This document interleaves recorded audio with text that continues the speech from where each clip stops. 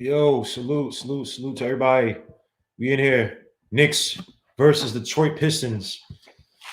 League's in Detroit. Knicks will be up against the formidable Dennis Smith Jr., Wayne Ellington, Sadiq Bey, Jeremy Grant, Mason Plumlee. I'm not trying to ish on them. I'm partially kidding. Coming to a team again, they are 9-24. They've been kind of putrid. I think they're losers of their last 4 to 5. They have lost their last 1, 2, 3, 4. Yeah, they lost their last 5 out of 6. Before that, went a nice little run where they won their last 3 out of 4 before that. But then, yeah, they've been pretty putrid this season. But there are some interesting tidbits. On one of the guys will be Dennis Smith Jr., who for some reason now the few games he's playing, he's been a so-called defensive whiz, even though they've still been losing. Him and Saban Lee are guards of the guys manning the backcourt. I just want to find an article real quick that was talking about their defense, which is kind of weird because it's like, what the hell? It's like Dennis Smith Jr. of all people. Let me see. It should be here somewhere. Or it might be on my phone. But yeah, Dennis Smith Jr. defensively has actually been doing a decent job. Granted, he did show a little bit, whatever. I know Chuck loves hearing this in the preseason, even though I don't think it was really worth much. Sorry, I just have to. I think it's just. Sorry about this. Refresh. All right. So, regarding Dennis Smith Jr., where is it? Oh yeah, by the way, Killian Hayes obviously is out. And then Dylan Wright is actually decent, is out too. So he's recorded 7 blocks so far, 9 steals, 12 points, 1.8 rebounds, 4 assists per game, shooting 50, 47, and 50. What the hell? I mean, 57, 40, and 50. 50% from the field, 47% from 3. Hold on. Whoa. 50% from the free throw line. Yikes. Hold on. Let me get some color on his stats properly. He's shooting 75% for the season, but hold on. Let me see. With Detroit. No, Detroit's shooting 66.7%. I guess that's effective field goal. Oh, it was effective. I don't know what that other 50 was. So he's shooting right now with Detroit in 9 games, 4 games started. He's playing 18.6 minutes, shooting 41.4% for the field, 33.3% from 3 for 3 attempts, averaging 3.2 assists, 7.9 points. His usage rate is probably high when he's in the game. 21.7% usage rate, which was actually in line with his last 2 seasons with the Knicks. So which is not bad. That's not bad at all. But again, he's just yeah. And when he was showing some of his defense, a lot of his defense was on guys who slash for the basket. Nice little sleight of hands. But I think tonight you have guys, if he switches to a guy like R.J. Barrett or even Derrick Rose. Well, Derrick Rose is more of a slasher, but you'd like to see him run some ways where some picks where they can switch an RJ onto a Dennis Smith Jr. and having a post. Even though RJ, they don't use RJ in the post a lot, but that would definitely be a big plus for us because Dennis Smith Jr. just doesn't have the size. Pause when anybody kills me on that. I'm trying to find the percent. Okay, here it is. So it said Dennis Smith Jr. 72.9 and the 73rd percentile in block percentage. 97th percentile in steal percentage, and 96.4 percentile defending the ball handlers in the pick and roll. And he's 16 in the entire league in deflections per 36 minutes. The plays, so the players he defends have a field goal percentage worse by 5.9 percentage points. What the? Oh man, and Dylan Wright is actually defensively has actually been solid. Not Dylan Wright, excuse me, Saban Lee. Sorry. He's actually been solid for the Pistons, but against a game that is most likely going to be led by Jeremy Grant. He is their number 1 guy. Came over from the Nuggets. And I just want to look at a few more things. Hold up. I like this nerdy breakdown on my boring show. Well, let me just see this. So yeah, Jeremy Grant's averaging 23.5 points. 37% from 3 off of 7 attempts. Uh, 5.3 rebounds a game, 3.3 assists a game. He's kind of coming alive because of, let me see, versus last year. Obviously, his numbers are up big time versus last year. He was in a more of a role player position with the Denver Nuggets. But again, it's just weird where you're not sure if these guys are necessarily number one or number 2, 3, 4 guys. I mean, he's performing well for a team that's just pretty abject. So I'm not blaming everything on him, obviously, but I mean, in the past few games, he is average. He's had games of 30 points. Hey, what? What the fuck? Oh, sorry, 30 points against Sacktown. 17 points against Orlando. He's inactive against the Pelicans. I'm not sure. 24 points against Orlando is a back-to-back. 16 points against Memphis. 43 points against Chicago. New Orleans Pelicans, 15 points. Boston, 15 points. I think they beat Boston as well, too. Yeah, they beat Boston. So this will be an interesting game, man. Again, I know people say, "Oh, this team sucks." I don't put it past any team to beat us. We're not that level yet where we should say we should beat teams, but we shouldn't. I'll say it's weird. We shouldn't say that we can beat, or that we should be beating any teams like that. But we shouldn't play down the competition. That makes sense. So, salute to everybody in the chat, man. I apologize when I get into you guys, man. Salute to Duke and Sharon. Oh, Duke, I got your tweet, by the way, so I'm going to check it out in like a few minutes. Duke and Sharon, salute, man. Dominic Bollock, salute, man. You New Jersey Devils fan, man? With Martin Brodeur, one of the greatest. He changed the game for goalies, or one of those type of paradigm changes goalies. Martin Brodeur played for years, bro. Salute to Kodak Vlogs, man. Yeah, we in it tonight, man. Gerald Sports Junior salute. And it sucks because I can't. My freaking mouse on my actually. Let me do this. My freaking pad is messed up. The down button doesn't work. So let me see if I use this mouse. That'll be a little bit better. Yeah. I don't care about that. Come on. I know how to use a mouse. Come on.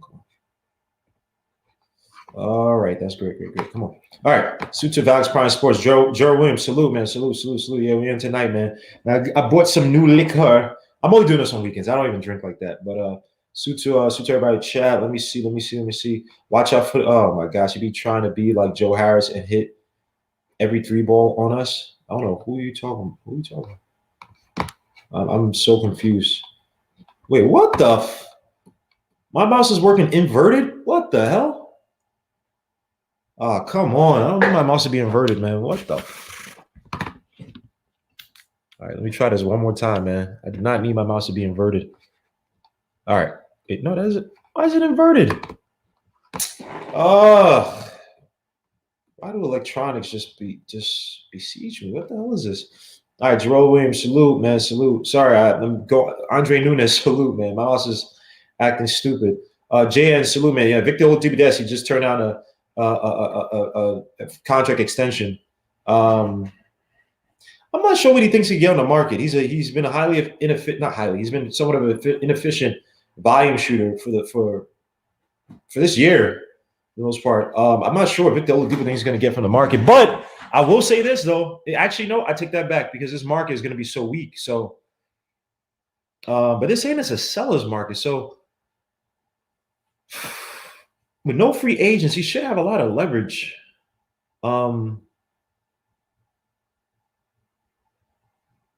Yeah, so if it's a seller's market, obviously, yeah. So I guess it benefits him.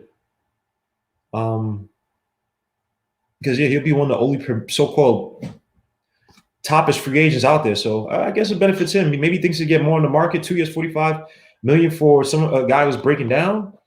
He might be taking his chance a little bit, even though again the market kind of favors him. Salute to Robert Parr, man. PDP to Greek. Salute, man. Salute to Jermaine Royce, Julian Tran, B-Man. Salute. Yeah, we in it tonight, man. Gerald Sports. I called y'all like 10 billion times, man. Salute to Siobhan Robinson. Payback Jack. Siobhan Robinson. Salute to my guy, man. Oh, what's Sir Dugan talking about the Oladipo thing? If you're talking about the Oladipo thing, yeah. It's I saw it online. Oh, let me see. Oh, they said Knicks in Miami. I don't know. Well, I'm not giving up a pick, and it seems like he wants money next year. I'm not trying to pay Oladipo. I'm sorry, man. I'm sorry. I'm not paying Oladipo. Salute to All Star Sports, man. Salute to my guy Mike Morgan. Salute Coach Color Blocks. So what happened? What did he say? What Coach feel about this? I'm a boomer, a baby boomer. I thought I was generation something. I don't know.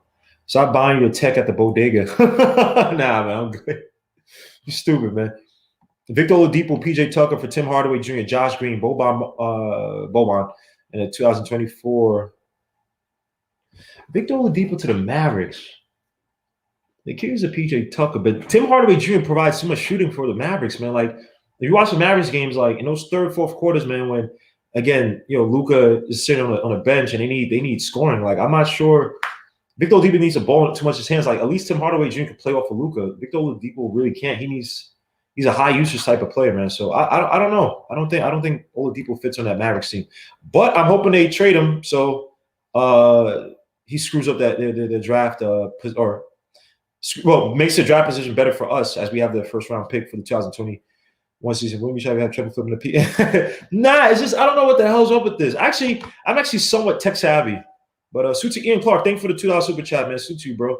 Salute. Thank you so much for the $2 super chat, man. These Thomas, salute, man. What's good, Gmo? These are Knicks fan. Yeah. Let's get it, man. Let's get it. Salute to all you guys, man. And screw you, Mike. Excuse me. Screw you, Coach Colorbox. But damn, Coach Color, you could have used yesterday on the college, the games that we were watching for college. No, we didn't do IGN, but we did like 3 college games, and we did UConn. We did what else did we do? We did UConn. We did Arkansas. We did Arkansas versus LSU. We did Kincaid Cunningham versus Oklahoma, University of Oklahoma. It was really fun, man. So I'm gonna try to be doing more of those. Yesterday was just a stacked lineup for college games, man, and like legitimately good games. Salute to Derek Grant, by the way. Yeah, so let's get him. Illmatic, salute. Kevin Middleton, salute. Yeah, we in it tonight, man. Let me see what else is in here. All right, that's cool. So yeah, back to this Pistons team. Again, not necessarily they're just not a good team. Just ranking wise, some overall rankings, they rank poorly across the board. So regarding this computer, why is this inverted? So points per game at 25th in the league. Opponents' points per game at 112.1, which is they average 112.1. Opponents do, excuse me. So that ranks 16 in the league. It's actually not bad. Such a crap team. Pace at 25th in the league, so they're slow. So those people think that Dennis Jr. is all that dunk crap. Again, he has to learn half court. So, and this is what I said about Dennis Jr. And the same thing I have about Knox. You can talk about all these guys are talented, but how much of your offense do you have to devote for them to get just a solid level of production? That's it. That's offensive efficiency. Because people say, "Oh, well, Kevin Knox, he had the system at UK," but yeah, that system basically made him the primary target guy for screens and curls and off-ball movement. You know what I mean? How much of that offense do you have to dedicate to one player just to get 16 points a game, which I think Knox averaged in college? Same thing with DSJ. He just and Hinton said it best. He just didn't work out for us. He just wasn't good for our team. So let me go back to the rankings real quick. So we got offensive rating obviously 25th out of 30th. Defensive rating 19th out of 30th. They don't shoot it. Oh, the 3%. Well, no, they don't shoot. I mean, they shoot a lot of. They shoot mid three, so they make 3-pointers made. The 17 in the league. 3-pointers attempted 13, but that ranks the percentage. 3-point percentage is 25th in the league. So again, we got to watch out for a lot of open shots. The Knicks, on the other hand, I know our so-called defense is supposed to be number one, especially the perimeter defense, but we allow. At the time I checked, we were 29th in the league in 3-pointers allowed. So there's some luck involved with teams out just shooting well against us and shooting threes well against us. Because I mean, again, like I've said before, yeah, we're 29th in three-pointers attempted. We're 29th in 3-pointers made. Now, yeah, we've dropped. We've dropped. And our three-point percentage. Oh, sorry, my bad. Whoa. I take that back. My bad. I'm reading the wrong thing. With three-pointers, opponents' three-pointers made, we're 10th. Opponents' three-point percentage, we're still number one. But regarding three-pointers attempted, we're 25th. So we improved from 29th a few games ago. And actually, it's interesting. Our three-point percentage is actually 13. But three-pointers attempted and three-pointers made, we're 29th. So again, it must be close. A lot of teams just shooting the three relatively poorly this season. But yeah, we allowed a lot of threes. So any team that does that beats us, typically they usually have good three-point shooting, or they have one bad half like Toronto and the Jazz game, and then they come back the second half as a tale of two cities. So, or tale of two halves, let me say. But we got Darley, Gerald Sports Jr. Man. We got Dominic. Salute to you guys, man. How you guys doing? Oh man, doing good, man. How about you? Chilling, man. Chilling, man. Just getting ready for this game. How are you? How are you? I'm chilling, bro. Just waiting for this game, man. No crazy expectations. Hoping that we win, but again, Derrick Rose, guys playing.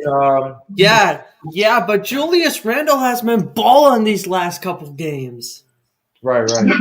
Of course. What do you expect? He's been balling this season, so I got to give him credit for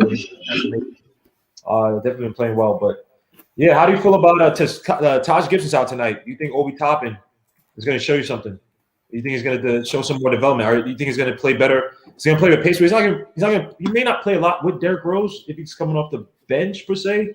So, what are you guys expecting from Obi Toppin tonight? I think Obi Toppin might surprise us. Playing at center. I don't think that's. Whoa! Why you say he's playing as?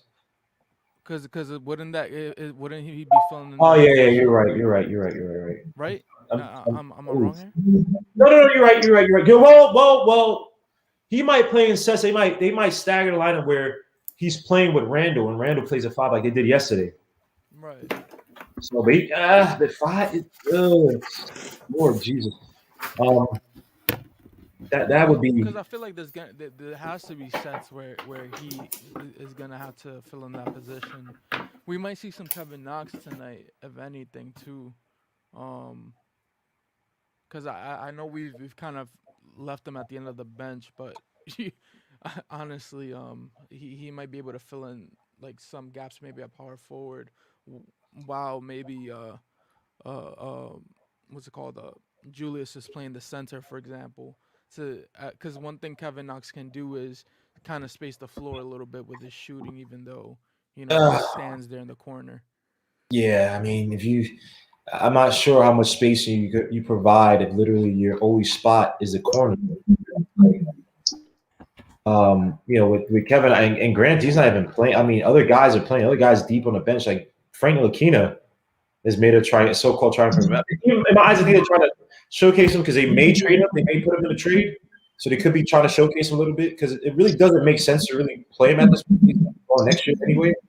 So there's a lot of noise in the background. Whoever has I don't know. It's from me, but I don't know why I'm not doing anything. That's why I kept muting myself and unmuting myself. I don't know why. Okay. Are you moving? You're not moving around anything? No, I've been here for like the past 2 hours. Just standing still, waiting for your live stream, like always. All right, don't make me feel bad, man. You understand? Yo, this guy's stupid, man. Yo, because he has like a weird sense of humor. It's like a dry, and he's a young kid. How does like this young kid have this dry sense of humor, like Seinfeld? You know what I'm saying? Like, come on, bro. Like, what do you mean? You have you have a dry sense of humor, like very British. Like you talk very there's a lot of sarcasm. Like, it's very like you try to make it like very natural. Like, come on, bro. You weren't sitting here waiting 2 hours for a freaking show, man. But actually, I was. This guy, man. All right, you're not gonna make me feel bad, man. This guy, man. No, it's not your fault. I just like watching your live streams, enjoying them. We got my guy Henson and GI. Hey, we chilling. This is only a weekend thing. Yeah, it's Sunday night, so I ain't fill it up yet. I gotta pace myself tonight. I'll be filling up shortly after I eat. Salute. I got coffee. Yo, salute, my guys. Peace to the chat. Yeah, I got Peace to everybody. Liquor and all that.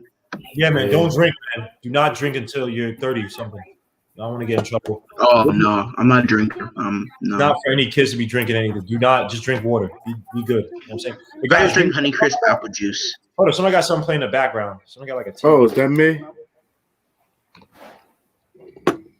Salute to Cynic. Salute to Cynic, man. You two watchers, salute, man. Yeah, man. Unfortunately, we couldn't win today. We're supposed to get a freaking penalty against Chelsea, man. That was BS. Howard Smith, salute, bro. We have to get up tonight. Chuck's boys with this is playing. It's funny, a few games he's played, he's actually looked good defensively, but again, they've lost the last 5 out of 6. I mean, they're just not a good team. Another guy to watch out for. Not say I'm uber scared, but you don't want these guys. They're a team that can beat you with, I think, when they get into a rhythm, right? Like how to match. Another guy is Saban Lee, the shooting guard. on the Pistons. Again, they've lost a few guys. Not say no, sorry. Oh, he's hurt? He's not a shooting guard. I'm sorry, my bad. He's a point guard. My bad. He comes off the bench, plays about 14 minutes a game, only averages 6 points, but defensively, he's a solid player for the team. Him and DSJ, they some type of weird tandem coming off the bench, and they've been playing well defensively against teams. So again, I it's weird. This is a team. I'm not saying that we should beat any team. We're not at that space yet, but don't play down to the competition. You know what I mean? This team, they're well in the tank mode right now. They're looking for Cade. Those bastards. They're looking for Cade right now. And granted, this guy, Saban Lee, when he's on the court, team's offensive rating is at 104.5. When he's off the court, is 114. So our secondary guys, man, we've had some issues against some solid scoring from guys coming off the bench, consistent scoring. Even I think a few games ago, obviously against the Kings, that was a fluke game. He had like 40-something points off the 70-something, I think, off the bench or something stupid. But the person that you're talking go ahead. The person you're talking about, he was from Vanderbilt. He used to play with Scottie Pippen Jr. from last year. Scottie Pippen Jr., isn't he supposed to be looking decent this year? He still is. He's just on a sucky Vanderbilt team. They always choke leads. Always. Right. GI, Hinton, man. How you feel about this game, bro? Let's suit to you guys, man. Look at this guy, GI, looking eating ribs and wait, Hinton, you muted. Wait, why are you muted? Oh, why are you muted? I muted myself because of sirens. It's a dangerous game. What is it? The Pistons are big game hunters. So, gotta be careful. Gotta be careful with this game. Big game hunters. So. He's 66. He's 66 from 3. Is that mac and cheese? Yeah. Wifey mac and cheese off the hook, son. How many cheeses, man?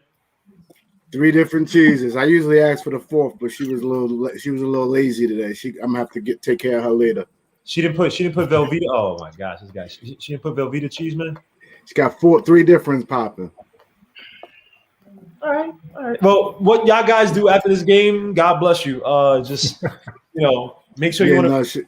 She's gonna get a couple of these tonight. I'm gonna put the white beat on. Someone's already been drinking. Someone's already been drinking. Yo, and salute, man. Do you like the idea of Mutter's idea? Sorry, Mutters, if I missed it. Salute to Mutters, by the way. He said trading Rivers, Bullock, and Detroit 2nd round pick for George Hill. No, I think that's a little too much for George Hill. Oh, wait, George Hill's on the Pistons? No, he's on OKC. Salute to Anthony D. He's supposed to be coming into the chat one of these days, man. Anthony D's ducking me, man. This guy, man. I think he got the sweats looking like freaking Ace from Paid in Full, man. That's my guy, though. I saw him the other day. I was like, oh man, that's the guard right there. Yeah, you can tell, yo. He runs like. Yeah, you want to hear something sad? I didn't know that the story from Paid in Full was based on a true story until probably the other day. And it's crazy. Yeah. That story has literally got me looking up all this Alpo stuff, all this Harlem like lore and whatever. This is crazy. I see Alpo almost every day. I know if you in Harlem, you see Alpo every day on the motorcycle. He outside. Bumping the beach. He's still out here. Paparazzi Poe is his son, right? To the dude that's talking. And no one's touching him. Yeah. I'm not saying anybody. I'll shut up. But yeah, he's go to YouTube. You shouldn't. Yeah, you should not. Don't. That's like messing. No disrespect, but that's like messing with Tekashi. Don't. Yeah, he's still. He's still connected. Hey, there's a story on YouTube. There's mad stories on YouTube. Rich Porter, R.I.P. Oh my bad. I don't mean cut you off. Go ahead. John. Yeah, that's my generation. He's been in the clubs with him all the time back then. You guys read about Alpo? Just know that was a. Yeah, I'm from the next generation down. Yeah, but suit to Alex Dixon, or as C-Mac likes to say, Alex Paulson.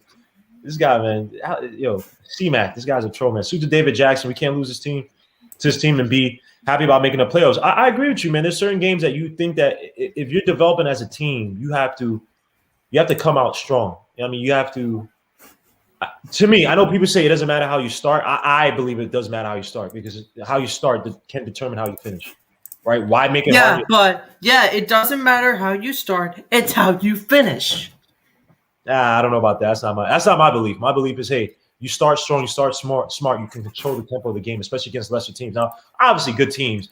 We've had games where we started well. Jazz, the Toronto Raptors. Those teams at the time just were more talented, but we were still a so-called younger team, get into the swing of things early in the season. But and I'm not saying that the Pistons are an automatic win, but teams like this where they're trying to tank.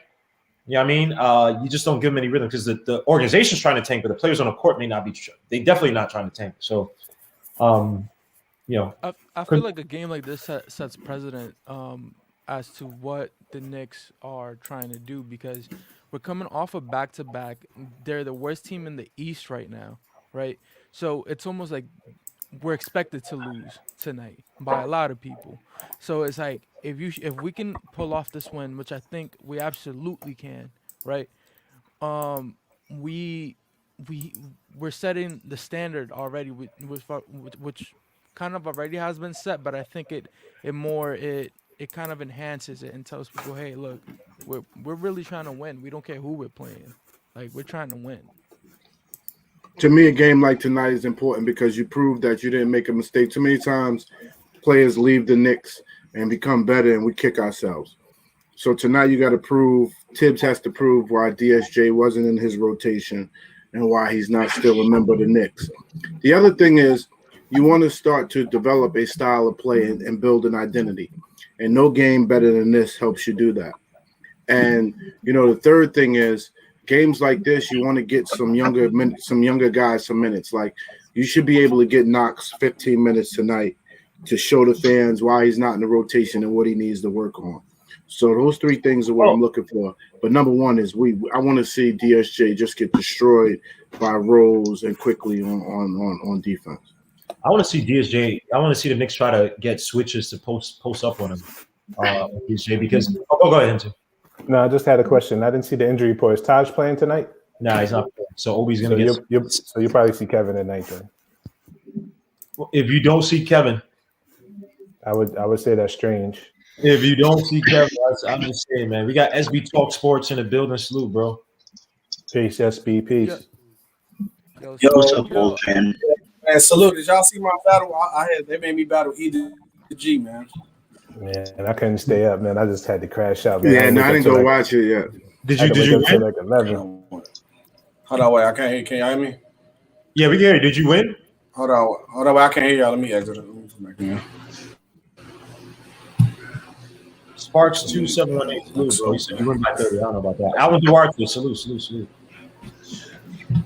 Peace to everybody in the chat. Salute. Yep. Yeah. Here tonight, just looking at some advanced stats by the Pistons, and goodness gracious, they're pretty bad across the board, man. I'm not even trying to do this to say the Knicks. I'm just look at the team, man. It's just god awful. Offensively, they're terrible. Why does it keep making me log into this crap, man? Sorry, man. This is trying to use cleaning the glass, and it keeps messing up. I don't know. I pay for this crap too. And this is why Jeremy Grant is not in the MIP conversation, because all that experience he brings to the team, and he hasn't improved the play across the board for other players, whereas Randall clearly has. I mean, that's usually what it's weird because in a sense, most improved players should be an individual award, but they look at impact when it comes to that, right? Like if you have a player who went from like Devontae Graham, what the Hornets do last year? They didn't do that great, right? But Devontae Graham was probably one of the guys. You look at his rookie year and the second year, he's probably his production, exploded, right? Became a dangerous 3-point shooter. It's weird. It's like in theory it should be that, but it makes sense. Like impact. But the thing about Julius Randle was averaging 19 and 10 last year, or whatever. So and the Knicks make playoffs, and if you look, you're in that. Say that if you somehow get to the 3rd seed, 4th seed, maybe they might give it to him. But we'll see. Who else would be up for most improved player in the East? Anybody on the 76ers? Anybody? I don't know yet. But most improved player period, not just the East. Sorry, but my man, the guy they gave all that money to, even though you would think the Sixers gave all the money to. Oh my goodness, the wingman. Tobias Harris. Tobias Harris Oh, Tobias Harris. playing much better this year. No, it's most improved. If we look at it as like how they look at it regularly, it should be Randall. But as an individual, it probably would be Zach LaVine, no cap, because he improved every stat. You knew he was gonna say it's It's a trash. Randall and LaVine. No, look at it. Look, it's straight up. See, the thing about Tobias Harris, so he's only Straight averaging up, one more no. versus last year. His 3-1 percentage improved. His field goal percentage improved, but he's not gonna. I think there's a team that's just doing better in general.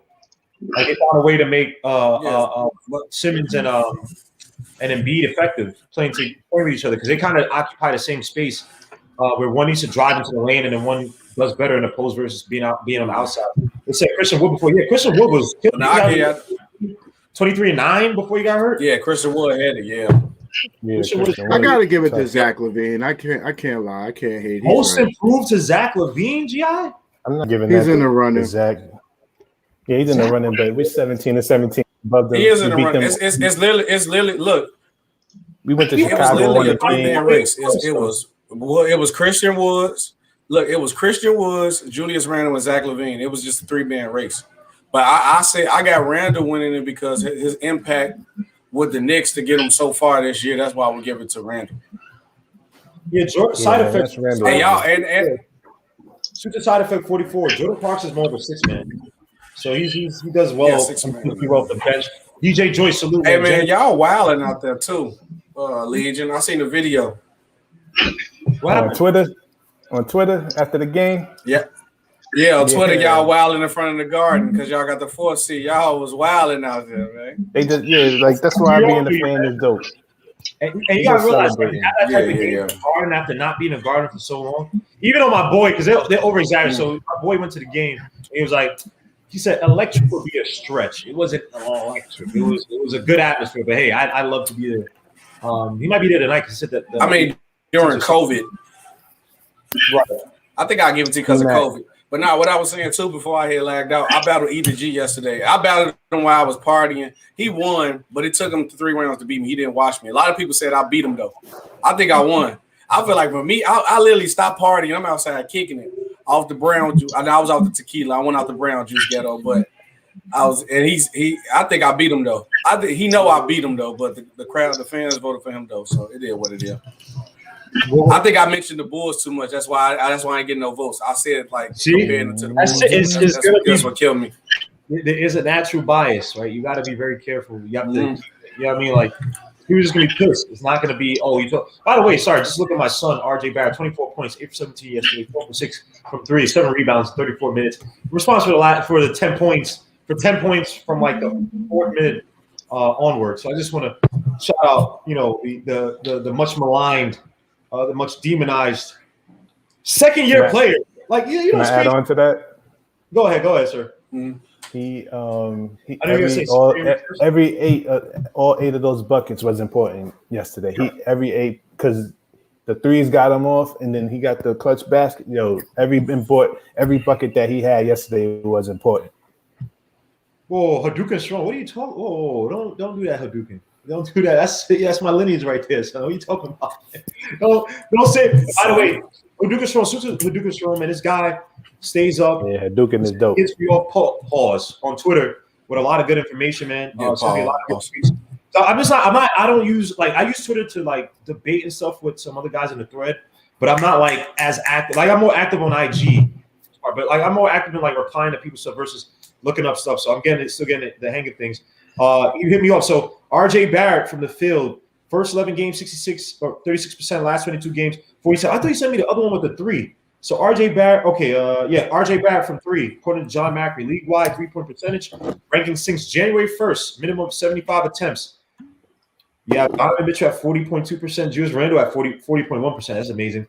Bojan Bogdanovic at 40%, the one on the Jazz. Danilo Gallinari, 40%. Tobias Harris, 40%. Rudy Gay, 39.8%. This guy who could not shoot threes like that coming out of UConn. Kawhi Leonard, 39.7%. And right above Chris Paul and David Bertans, RJ Barrett at 39.6%. Good for him. If RJ Barrett had a prettier game, do you think guys would be a lot more patient with him? Absolutely. I don't even think prettier game. I just think if he finished more around the rim. That's it. Listen, I've been saying it for the past few days, I've said it on Man too. Salute to Ron, man's the Knicks, man. That's my guy, man. Yeah, man, it's Yeah. dope too. Absolutely. Shout out to my man Ron. But yo, I've been saying it that if RJ had a prettier game, if RJ was more consistent, Knicks fans would go crazy for him. But I still think it's too early to be talking about trade talks like a lot of people are talking about and this that and the fourth. Because my argument has been that he's our number 3 pick, but the truth is that's not actually a good argument if you think about it. Because if there's somebody better out there that can make this team improve, you got to do that. That's at the end of the day, I'm a Knicks fan before anything. But to me, RJ just shows things that are so important to this team, and that when he's out there, he's doing other things too. Like if he's not scoring, he's defending. You better believe he's gonna be defending.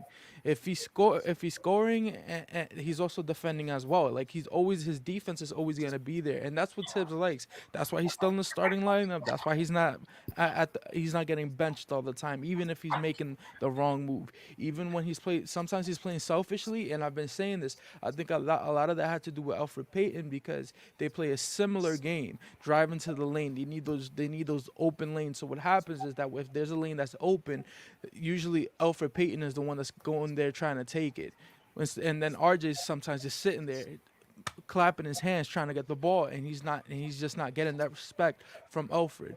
I also want to see RJ Barrett. Like I saw that beautiful play where he crashed the boards. I want to see him a lot more active. That was off the rebound with the dunk. Yeah, that was. I need to see that. You know, Kevin needs to do that too. Yeah, sure, great. Yeah. How many rebounds does RJ what's it called average right now? Because I always see him getting a whole bunch of rebounds every game. I think he's averaging like 6 5 or or 7. Yeah. He's actually a decent rebounder for his position. For shooting. And by the way, tip off. Oh, is gonna be Pistons ball, I think. Oh no, Knicks ball. All right, so it's Knicks ball. You got Art, Derrick Rose, Randall. Noswell had a really good game yesterday. The stats don't show he had a very, very important rebounds yesterday. Contested defensive rebound. Suit to my guy Joe Madden, man. Ugly game today, Joe. Ugly game today. Chelsea and United, man. Ugly game, man. But suit to my guy Joe Madden. Salute to Gene Lemore. Salute to Greg Castillo. And my guy, my brother, Tri Burrow. Yes, we will do the show, man. It's actually going to be Pistons ball, by the way. We definitely going to be doing that show, Tri Burrow. We should also break down my one of my favorite shows on right now, Snowfall. Just watch episode 2, season 4, man. Ooh, good show. I literally just watched the first episode of season 4. I literally just watched it. Nice still by the Knicks, but Noswell gives it right back up to Mason Plumlee. Yeah. By the way, the main actor is like British. It's funny. But he's mastered an ugly shot by Sadiq Bey. Sheesh, gets out to RJ Barrett on a break. He drives, goes ugly floater. Bad shot by RC. That's what I'm talking about. That's the play you dribble back out and you reset. There's no need to force that. Dennis Smith Jr. starting. Kicks out to Jeremy Grant for the 3 at the wing, and that's good. Would you guys have paid Jeremy Grant? What did he get? 4 years, $48 million? I think he got like 60. Oh, 60? Yeah, he got 60. Real big number. I think he got like 64 million. They're playing straight up man right now. You got Plumlee. Randall with the fadeaway. That misses. Rebound. Jeremy Grant. Why is the camera mad foggish? They probably shot off something in the stadium. It's like no one there though, right? DSJ again drives, kicks out to the corner to Sadiq Bey, gets out to Mason Plumlee, gets tipped off by Noswell, but not a lot of time left. 6 seconds left on the clock. DSJ got the ball against Derrick Rose, stops, shoots a long mid-range, and that air ball. Where we seen that before? RJ with the ball has Sadiq Bey on him, gets Randall on the post against Jeremy Grant. That's in his head right now. Kicks back out 60 million, and that's good. Bullock for the deep 3. 3 threes are scored. Nice play by the Knicks. $60 million deal for Jeremy Grant. Oof. Oh, Jesus. I don't know about that. I would love to do by, I don't know who this dude is. I got to check their lineup again. Who that dude was. Kicks out the Bullock, fakes a 3. Uses a pick by Randall, shoots a mid-range over Mason Plumlee, and that misses. Rebound, Jeremy Grant. Both teams looking outside, and I don't know who this dude is. Just shot another 3. That missed. Who is this dude?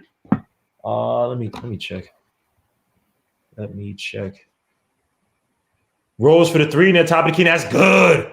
Derrick Rose, 6 threes a score. Knicks are up by 3 against the Detroit Pistons. You see, DSJ didn't even try to fight over that screen. Hey, I thought DSJ was a changed man according to Chuck. I'm only joking, Chuck, but Chuck did send me DSJ. Oh, that got blocked. DSJ, man. I'm wishing on a star. Yeah, you better keep wishing, boy. Keep missing them shots, boy. I ain't gonna make fun of you too much, man. You did get hurt and your mom, passed away, but Randall with the mid-range, that's good. Randall goes around the court with that wrist workout before games. Probably, when they practice, or they don't really practice, but outside of games as well too. So Randall just looks a lot more fluid, even though his form hasn't really changed per se. He's just been a lot more efficient. Sadiq Bey drives on RJ, gives it up, gets it back. Jeremy Grant for a long 3 from the wing, and that misses. Rebound, RJ Barrett. Let's just look up their roster, the Pistons roster, that is. RJ Barrett with the ball, uses the pick from Nonza Well, throws it up for Nonza Well, who gets it against Mason Plumlee, shoots the that misses. 8 threes a score. Golly. Who's this dude? Oh, I can't pronounce his name. Savitoslav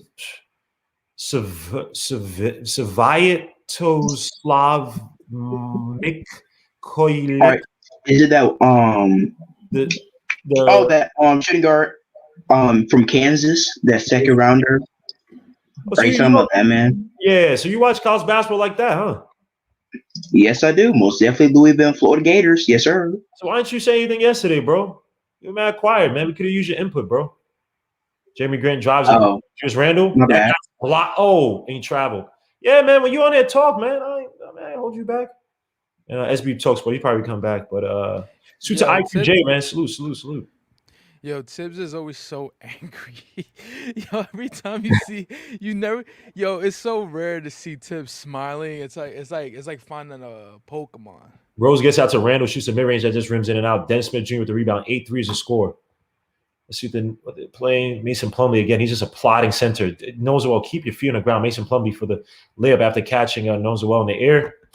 But come on, it's Mason freaking Plumlee. He's not going to space out the floor. He has one way to play. Just like Marlo from the Y used to say, you only wanted one way. If anybody knows the episode I'm talking about, and Bullock misses a shot. Rebound, Mason Plumlee. That's my name is my name. That's the famous quote. Yeah. My name is my name. He said something about me on the streets. He said step 2. My name is my name. Yes, sir. Marlo was brutal. My guy was Avon, man. I don't give a damn. That was my dude, man. Rose used to pick by knows well, and it's good. It won for the contested layup. It looks like he's trying to get it to knows well. This dude is one of the best. That's the and one. This dude is one of the best finishing guards. One of the best finishing guards in this era, man. I'm not saying he's up there with Kyrie, but boy, can he contort his body. Yeah. Kyrie. That's another. Kyrie's on another level right there, man. Kyrie Irving he's a genius with the ball in his hand when he's going up. And Derrick Rose misses the shot, the free throw. Can't be doing that, man. That's your M1s, man. Back to the game. Suit to everybody, man. The C-Max said hooked on phonics. Man, I'm not freaking Eastern European. I don't know how to pronounce these tough names. And Dennis Smith Jr. shoots a 3, and that's good. Whoa! Dennis Smith Jr. hits a 3 from the wing. Open 3. Wow, that's the best looking shot I've seen him take in years. He never hit an open 3 for the Knicks. Yeah, that was fluid. Apparently, he's been hitting those in Detroit. Yeah, a little bit, yeah. It was an open shot. Knicks got to take care of that. RJ with the mid-range and the foul line, a little bit too much sauce on that one. He took it, though. He took one in like a week. I didn't take it yesterday. Sadiq Bey for the 3 at the wing, and that misses. Rebound, Mickey, whatever his name is. Jeremy Grant drives. Resets. Oh, loses the ball. It'll be Knicks ball. Wow. Sloppy on both ends. Well, not necessarily on the Knicks, because we can't hit. So they're going to timeout. 10-8 is a score. 6:39 left to go in the first quarter. When are they going to get put? Oh, we maybe want to get a better lead, because right now we can't really. No, I wouldn't expect Obi till about 3 minutes to the end of the quarter. You know, they like when you start getting to like the 3 minute mark, that's when he makes his subs. Mm-hmm. And if he doesn't make the subs at 3 minutes, then you know they're gonna play the whole quarter usually. It'll be especially if Burks keep missing, you'll see. I mean, if Bullock keep missing, you'll see Burks first, And you know what? He could bring Obi earlier today since it's this team. You know what I mean? Since it's the Detroit Pistons, so we could see Obi earlier. It's not a dominant guard on the floor. So As long as And it's those a back-to-back. get in trouble, foul trouble. As long as our big guys are getting foul trouble. Salute to Black Mom, by the way. Salute to Cuatro Cinco. Salute to Quinn Williams. Salute Jason. Salute. Yeah, we're in it tonight. Snoop went out cold. Oh, you're talking about, how do I look, man? You look good, girl. Boom. Yo, The Wire. I love The Wire, man. Holy crap, that's one of my favorite shows. That might be my favorite show of all time. Yeah, The Wire is my favorite show of all time. Ooh. It's getting to the point where like I'm knowing quotables. Like I know, like I mean, I've watched it maybe 4 or 5 times, but I didn't get into it like after that. But I was watching what Van Lathan and Jamel Hill on YouTube. They actually have a good show on oh yeah, where they break down The Wire, or they talk about like each episode or something like that. Mm-hmm. Yeah, good stuff. So it's pretty Good dunk. Good dunk by Kevin Herter. Good dunk. Who gives a damn about the Hawks? we told you about that on this live. Who cares about your bum Hawks? Talking about, unless y'all playing the Mavericks, that's what we care about. Y'all lost that game. Y'all lost that game. We should have won. I was very disappointed. I know you guys was going to talk about once we choked the 21-point lead. I know you guys was going to talk about it. Lord, man. I wonder when they're going to play the Trae Young experiment, man. Shoulda, coulda, woulda. I as a Knicks fan, I'm gonna tell you, you gotta stop saying we should have or could have won that game. You still lost. That's the thing. The Knicks fans been suffering for a long time.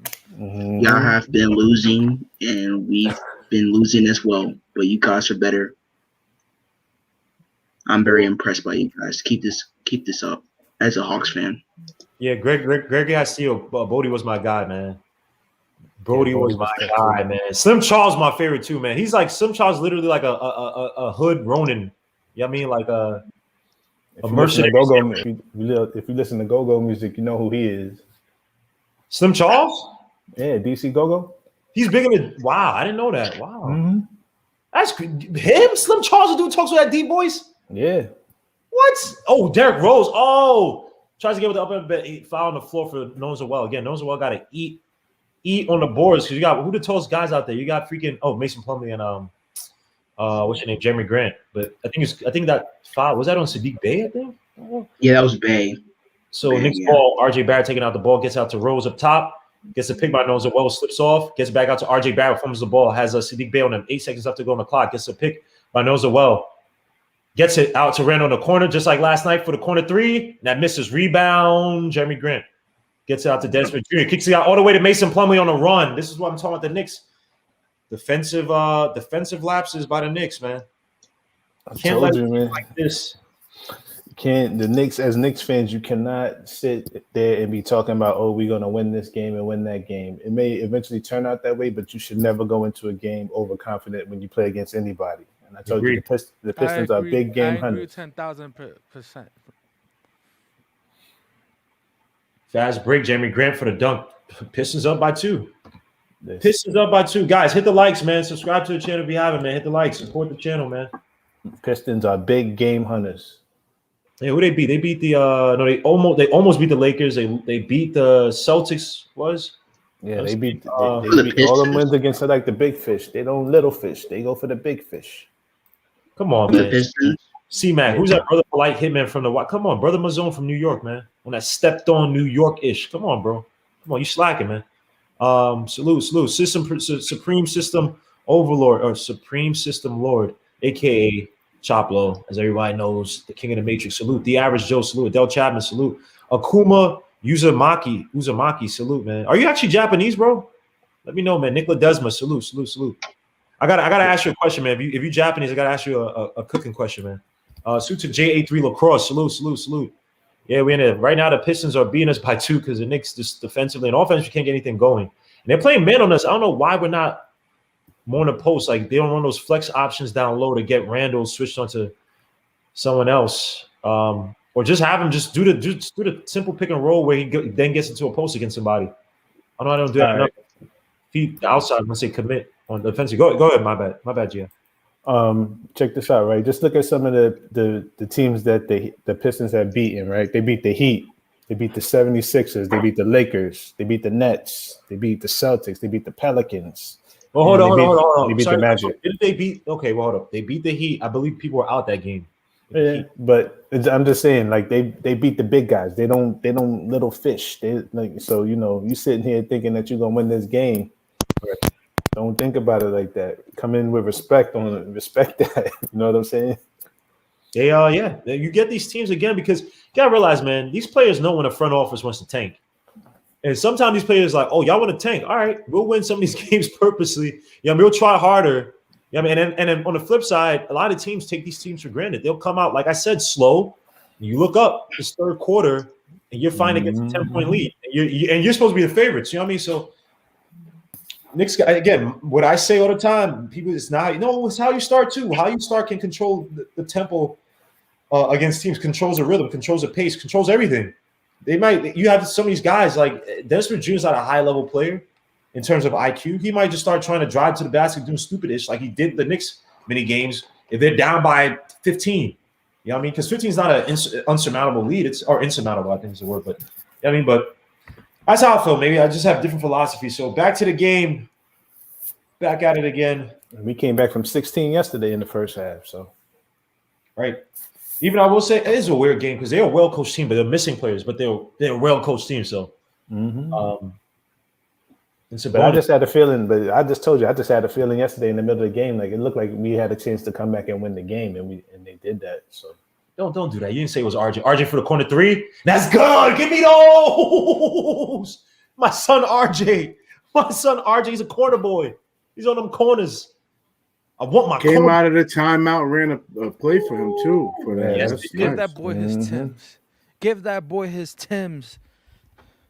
Now RJ Barrett needs to go to G League and he needs to get traded and he needs to go to the bench. So yeah. Oh Lord Jesus. Suit to my guy RJ Barrett. This is what I'm talking about, man. It's not necessarily that I like RJ. When RJ Barrett got drafted, I wasn't the biggest fan of him. I wanted John Morant. I was heartbroken. I couldn't recover after that. You know what I'm saying? But the thing with RJ Barrett is that, again, his attitude. If he's a productive player, highly productive player on this team, the way he approaches a game, go ahead. Thing is, with that John Morant thing, like there was no chance of getting John Morant because he was drafted before, so you kind of got to get over it. No. I was just saying, like after that, I wasn't okay. So put it like this: like when I watched RJ Barrett at Duke, I just saw a guy who was Obi's the sixth man tonight, though. Let's pay attention. Very incomplete. Rose used a nice little hook shot, but that misses. Rebound. Oh, almost got that stolen. Obi's on the court now with Randall. Forward. Dennis Jr. kicks it out. Looks like a foul on Obi. Obi got to be careful. You're going to be calling ticky-tack fouls. That don't even make sense. Obi six man tonight. Drop Randall at 5, Obi to 4. C-Mac said, RJ a corner boy, Gmail a bad influence. I'm like the reverse Weebay. I need my son to be on them corners, man. I ain't trying to take him off. And Suta Halito. I am Julito. You be on BK all the time. Suta Burke, not Suta Burke. Burks is in the game, excuse me, for Bullock. I was gonna say it's an early subs. That yep. You know, when that's a travel. They didn't call that. You just saw that, right? Nice block by RJ. It's about 3-on-3 on the fast break. RJ drives to the basket. Oh, and what? No foul. Wow, he scored. I don't know how the hell he scored that, but RJ. Okay, Josh Jackson, another guy we have to watch out for. That's Isaiah Stewart, right? Obi on the boards, giving the rebound. Nice board by Obi. Okay, I like that, man. Yeah, that is Isaiah Stewart, 28, I think. I always get him and like two other guys mixed up.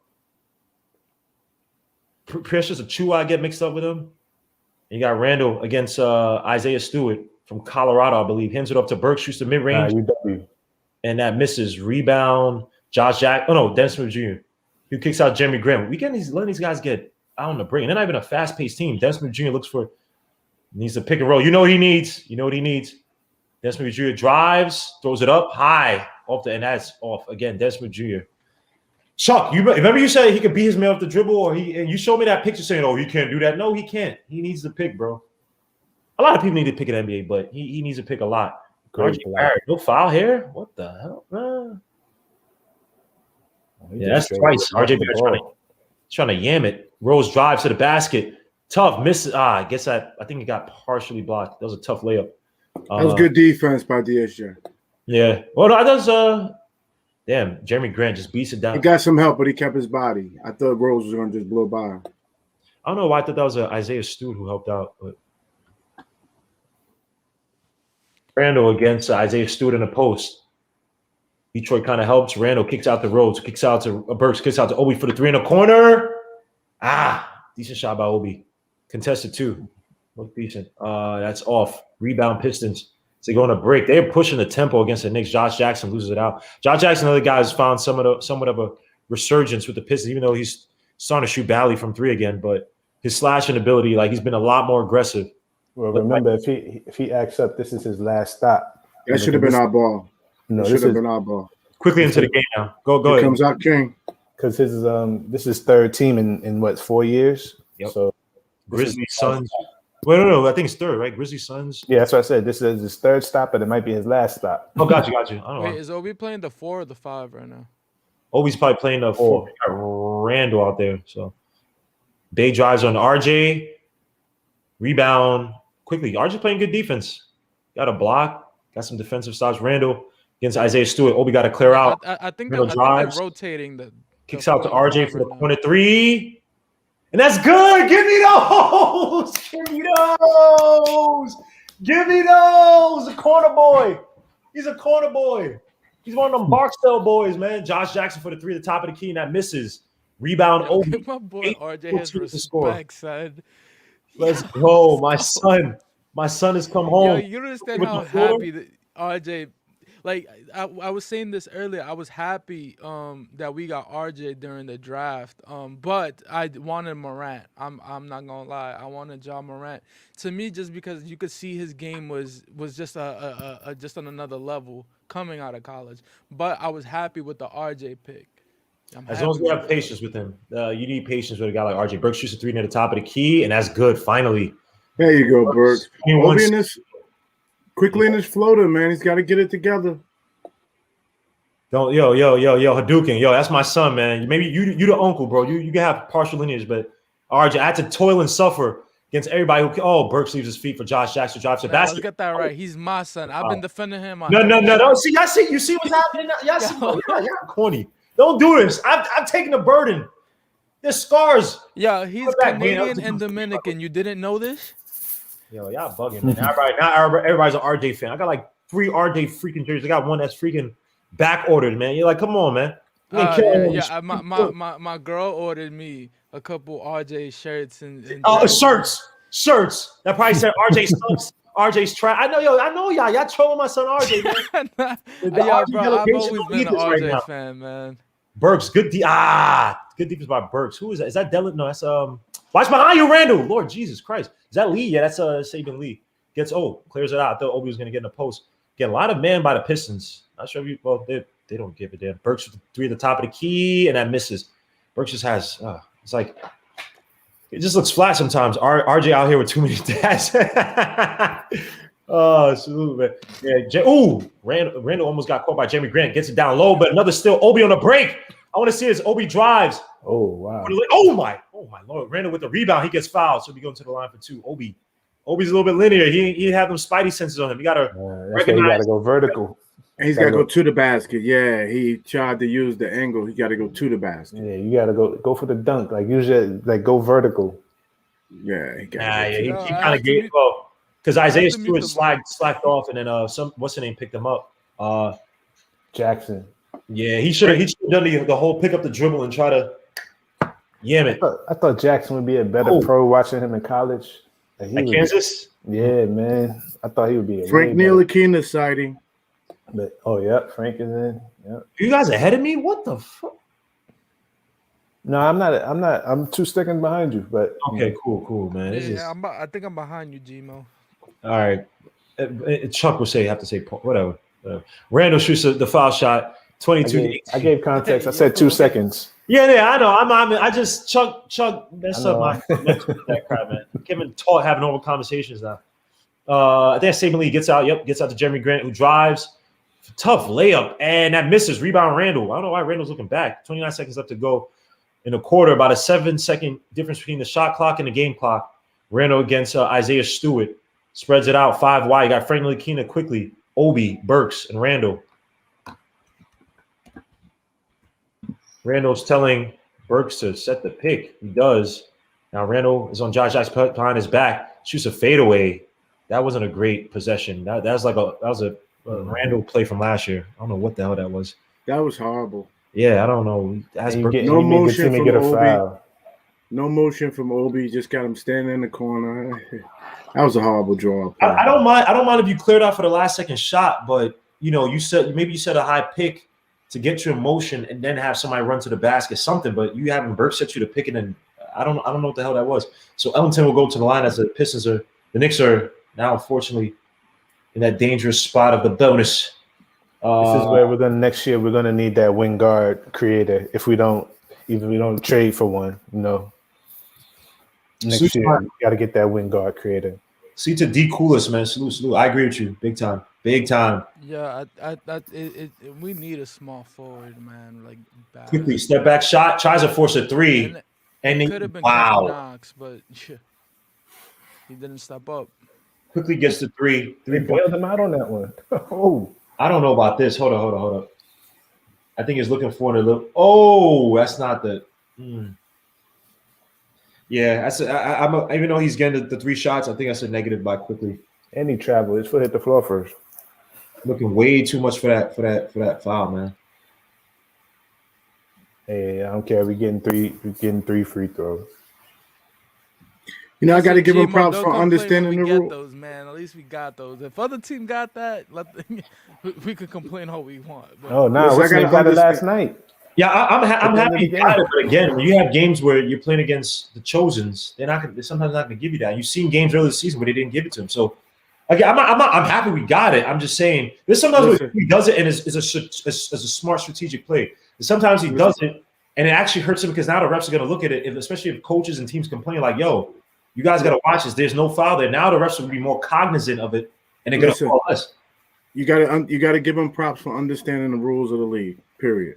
If your man leaves your feet in front of you, that is what they're teaching. If you leave your feet and come forward, 9 times out of 10 you're going to get a call. So he understands the rules of the game. I don't disagree, but when you're not a chosen, you know what I mean? You don't get those calls like that. Melo did not get calls. Think about this. Melo didn't get calls, and he used to get clothesline in the air. The rules of today aren't the rules of 2012. I'm just saying we're the Knicks. We're not chosen. So I'm just saying. There's one thing I'll say about Quickly though about his jump shot. Even when he's open, if you ever see the way that his base is, it's already kind of wide. Like he shoots and he kind of like pushes the ball forward. Yeah, he definitely. So I could see how refs would call that, a lot more than we think, just because that's kind of how his jump shot looks to begin with when it's open. So if somebody's coming up in that space where he needs to for his jump shot, like he could then kind of like over exaggerate the move. The fact of the matter is he's a dead shooter and he's got a lot of attention when he's shooting 3-pointers. Period. It really is a testament to how well he shoots the ball. Yeah. Also want to see how he shoots ball off ball. I mean, he's been doing that lately. He's been hitting a few threes here and there. His past few games playing alongside Derrick Rose when he's in the rotation, same time with Derrick Rose. So again, that's a part of his development we want to see where he can be effective because again, one-on-one dribbling against these players, he just doesn't have that yet, right? So you still want to be impactful on the court. So off-ball shooting is definitely an avenue for him to exploit his rookie year. And he's been somewhat impressed. I don't know exact numbers of his off-ball shooting the past few games, but is the past few games I've seen him hit a 3 off the pass from someone else, from Derrick Rose or Burks or it may be. So suit to IQ for that. For the people who hate on IQ, who's a freaking rookie. Holy crap, man! You Knicks fans are just Jesus. Salute to Adrian Nunez, man. Salute to Jimmy UCLA. Salute to Chucking with Mr. Coach. He's getting the calls. Let him be. You're starting to sound like Chuck B. No. It's not that. It's the fact that I'm just saying that he has to be careful with how he does it. Again, I pointed out in videos how good his free throw draw rate. I'm just saying that in the NBA, and there's been some earlier in the year where they did not call it for him because the refs got cognizant to it because someone complained about it. The same thing with you see your boy Trae Young now, in that game against the Mavericks, he actually got fouled and they didn't call it.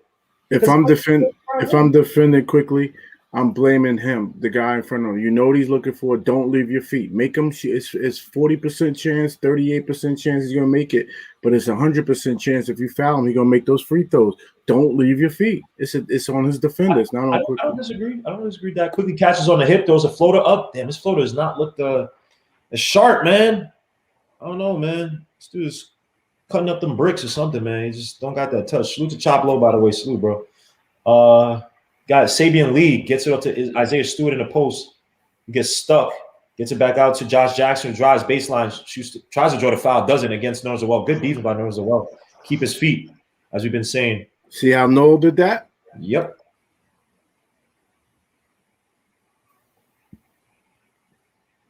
So, foul on Josh Jackson.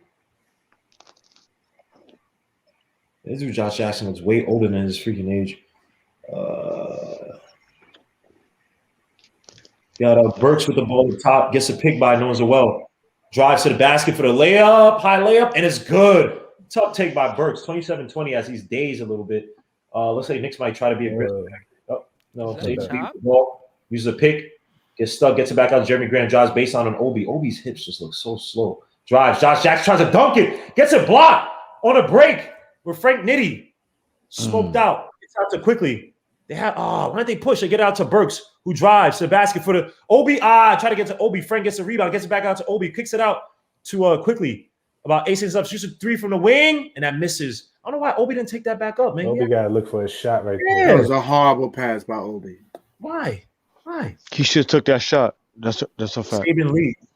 Can't be. Sabian Lee catches Burks. Oh Lord, Wayne Ellington, who's actually shooting well from three this year. He hits a three from the wing. 27-23 is the score. Wayne Ellington at one point this season was shooting like 50% from three, something like that, like 47%. It's like, yo, are you serious? He didn't do it last year. Salute, Chop. Salute, Chop. You got a lot of noise in the background. I don't know what you're unwrapping. And Burks makes that shot 29-23.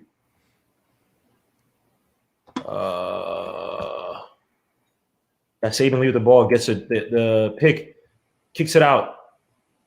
Is that Sekou Demboya in there? That's Sekou. Yeah, drives baseline, spin move. So guys kind of been on the bench on Obi. Obi leaves his feet. Oh, where was the foul? I gotta see that again. Sekou Demboya. I mean, he gave us problems in that last like the second preseason game they played us. Kid was talented, but there've been some behavioral issues with him. Salute to Claw, by the way. Salute. We also got Muhammad Thomas. Salute. Let me see who else. Cynic, salute. Nick Yak, salute. KC Smooth, salute, man. Daniel Deborah, salute. As Sekou Demboya missed his first shot. 29-23 is the score. 9:44 left to go in the second quarter.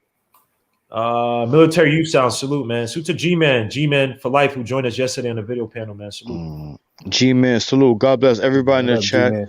G.I., salute. Hitting everybody in the panel. God bless y'all. I love y'all. Another clean Nick hat for my man Chop.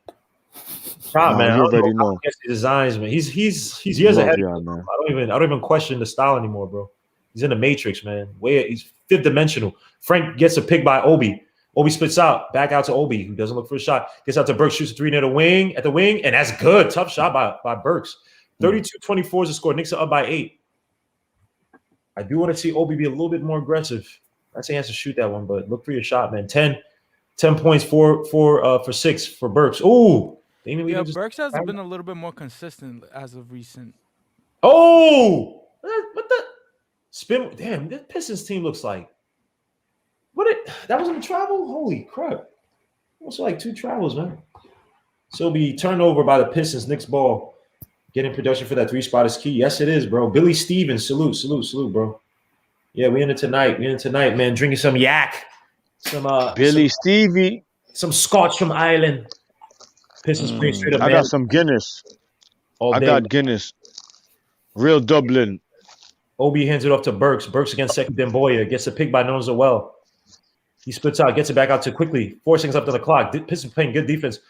Quickly throws it up. That misses. Rebound. Pistons. Damon Lee on the break. Looks around. Doesn't have any. Gets it out to Isaiah Stewart. Gets back to Damon Lee. He drives on Obi. Obi has terrible hips. Ellington shoots a 3 at the wing, and that misses. Rebound. Quickly. Holy crap. Come on, guys. Damn. Quickly with the ball. 32-24 is the score. 8:19 left to go in the second quarter. Guys got to talk, man. Who's ever going to get the rebound? Quickly throws another float up, just half a. Who's going to get the alley out to Noel? Doesn't. Guys, Isaiah Stewart against Noel in the post. Picks up his dribble, gets out to Frank. The Knicks look so discombobulated right now on offense. I Frank think quickly just put in too much mid-range on it. elbow, and that misses rebound. Josh Jackson. This is where you got to put this is where you got to make baskets to spread the lead, man. They're not doing nothing. We're just making it harder for yourself to win the game. Wayne Ellington drives. Hands it back up to Josh Jackson. About 7 seconds left on the clock. Has Frank McKinney drives. Baseline puts it behind his back. Frank hits it out. Stay on your feet. Oh, they call a foul. Oh, because that was too much. A bump. Yeah, it was a bump while he was into his motion. Yeah. Damn, dude, he got lint in his hair too. There, he's smoking. Ooh, this dude is. Quickly 0 for 4 on that floater, man.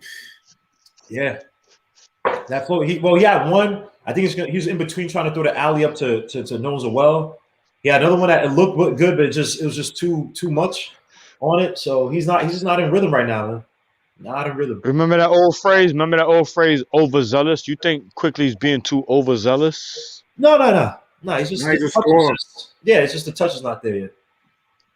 Yeah, it's his floater touch. He's a scorer. So salute to Real King, man. Salute. You know, and Real King, salute, man. Space too. Say it again, darling. No, I was saying, my bad, Chop. I wasn't trying to interrupt you. No, you wasn't interrupting me. No, I'm sorry. Burks puts behind his back, gets out to Frank, shoots 3 at the wing. Frank missed the shot, but Obi almost gets a rebound. Second them boy in the break. Gets out to Josh Jackson. Jackson kicks it out. Oh, lose it. Throws it away. Knicks with the ball. They have numbers and they push. Burks goes up for the leg. Oh, he tried to get what the Burks, man. Holy crap. Gets out to say, that's no offensive foul. No offensive foul for Frank. Wow. Oh my God. Fast break dunk by second them boy. Go ahead, darling. I was just saying that I think quickly too, like if you see the way that his floater's going up, most of the time, like the way that the floater is more, it's kind of like a dagger. The way that it kind of goes in, like a line drop. And as a recent, I've been seeing a little bit more of an arc. So maybe they're trying to change the form a little bit of his floater, so it doesn't hit the back of the rim as much, and it hits the inside because he's putting too much power on it. I doubt if anybody's working on that with him. I think he has that shot, man. He's just got to be confident, and he just doesn't have the confidence in it right now. I doubt if they're saying do this, do that, because it's always open. He's just his touch is off right now. The speed of the game is too fast. He's not letting it slow down for him. Well, I don't know. Is he being too faster than the speed of the game, though? That's what I'm saying. Is he being too overzealous? That's what the question I was asking. Because you look at some of these flows he had. He's getting good leverage. He'll trap the guy on the hip. He's always looking for that. Then he just, the touch is just not there. Maybe he's in his head. I'm talking about the release. I'm talking about the speed of the release. He has nobody around him, and he's still flipping it quick. You could be smoother with it. But he's always kind of done that, though. That's the thing that we've almost said is like we've been pleasantly surprised where he's been throwing freaking daggers early, like in unorthodox parts of the dribble where he catches them and then it's like boom. You know what I mean? It's just his touch might just be off. He might be overthinking it. Like he might be in a funk where it's like damn, overthinking it, thinking it too much versus just being reactionary. Just let it go. I'm go. All right, I missed a few. I'll get back at it. You know what I mean? Jason, and I'm replying to somebody in the chat. And Jason, to be fair, he said every time Quickly has touched the ball, he has attempted a shot. But to be fair, from every time you hear Tips talking, he's saying that if he's open, he wants him to go ahead and try and take it and try to make the shot. Yeah, stop looking. Let's not look at Quickly with what the position says he is. Let's look at what his role is on the court. He's a scorer. He's a scorer. Yeah. Go ahead, Gi. What I'm trying to say is he's leaving his defender. There's nobody on him. Watch Burks. One thing about Burks plays smoother. The motion is slower. If nobody is on you, now Burks' shot doesn't go in, but he plays smooth. Quickly is flying. Nobody's on him, and he's flying. And if I was playing with him, I'd be like, yo, settle in. You can get your feet under you a little more. You can get more lift. He's not getting any lift. He's just everything flip. And it's not an ounce of touch at all. What I'm saying is, if nobody's on you, you could raise up, be a little smoother, get it over the front of the rim. It's just little things. It's just little things. Small adjustments. I just don't think he's gonna make them this season. They're gonna be made in the off season, I believe. Can I ask a question? Go ahead. Can I ask one question? Because the guy said he's like, oh, he got the dagger, and in my mind, he's like, he's so swift, he's flying. You telling me quickly got the Ashanti dagger? I don't think nobody know where that came from. The Ashanti dagger. Frank with the three at the top of the key, or near the wing. Excuse me, that misses. Rebound knows well. Just tries to go down low, gets back out to Frank, kicks out to Burks for the three near the wing, and that misses. Rebound second then Boyd. 32-27 is the score. Knicks up by 5. Told you we keeping this team in striking distance. Yep. That's what happens, man. If you know where the Ashanti dagger come from. And Ellington with the three at the wing, he makes that again. Lord Jesus, this guy could have hit crap. Why when Ellington looks better now in Detroit than maybe New York, man. Maybe it's New York. Maybe just playing New York just gets people the heebie-jeebies, man. They get scared. I don't know what it is, man. Because he's probably on a worse team. He's probably on a worse team this year than last year. Oh, nice pass from Noza Well with the beautiful finish. He was a little hurt last year too in his defense. Ellington was a little hurt, so they always hurt when they actually do play. In his defense. In his defense, Yo, that was a beautiful dunk by Obi. Can we just? He went underneath. Well, keep moving. That's it. It was a beautiful finish. Oh, nice ball! They call a foul. They got to be on quickly. I could have sworn that was a block. That was a beautiful finish by Obi. Look at the movement, man. Just keep moving. What's the deep? Oh, react. Well, I remember. Was it my high school? Elementary school. In basketball, keep moving. Attack with the defense is not paying attention. You know what I mean? That should be a forte. Attack with the defense not paying attention. Where they're leaving gaps, where it's open. I mean, attack. So, goodbye, Obi. I don't know if Knox would have done that, but yeah. Goodbye, Obi. Knox probably would have turned the ball over. Josh Jackson. Knox just had the motor, man. Knox just has one dunk package. It's the same dunk where he rises up super high and he just slams it down. From RJ Rose back into the game, by the way. That's the only only dunk I've ever seen them do. Frank came out, I believe, was it Quickly that came out too? Yeah, Quickly's out. I thought we was gonna see Knox. We're not gonna see him tonight. Damn, that was last night. That was just an emergency. We didn't know what to do. Knox, man. Yep. Knox. You see Coach telling Rose something. He's like, I bet. He's like, remember such and such? Josh Jackson rebound knows it well. Again, should not be letting this Pistons team feel this comfortable against the Knicks. 34-31 is the score. Let's lead out to 10-12 before the quarter ends. Stars back in the game, by the way. Rose gets out to Randall. In the foul line, shoots that shot. Misses. Rebound. Ellington kicks it out to Saban Lee. Hands it up to Plumlee. Plumlee looking for the pass back out to Ellington. Again, he's a dangerous off the. Jeremy Grant. That misses. Rebound. Burks on a break. Throws it up. Doesn't draw. What the fuck? Oh my God. Why he didn't pass it? Just Even R's like, yo. Barrett was right there, right? That was Barrett right there. You know what? I'll take it as this. That time that Burks was open and Barrett didn't pass it to him, this is payback. All right, now let's move on from that. That's how I feel about this. They shouldn't be worrying about payback. They should be worrying about trying to win the game. And it looks like offensive foul by the Pistons, so be Knicks ball. Knicks got to take advantage of this, man. This Pistons team is sloppy. You don't want them to get in any freaking rhythm.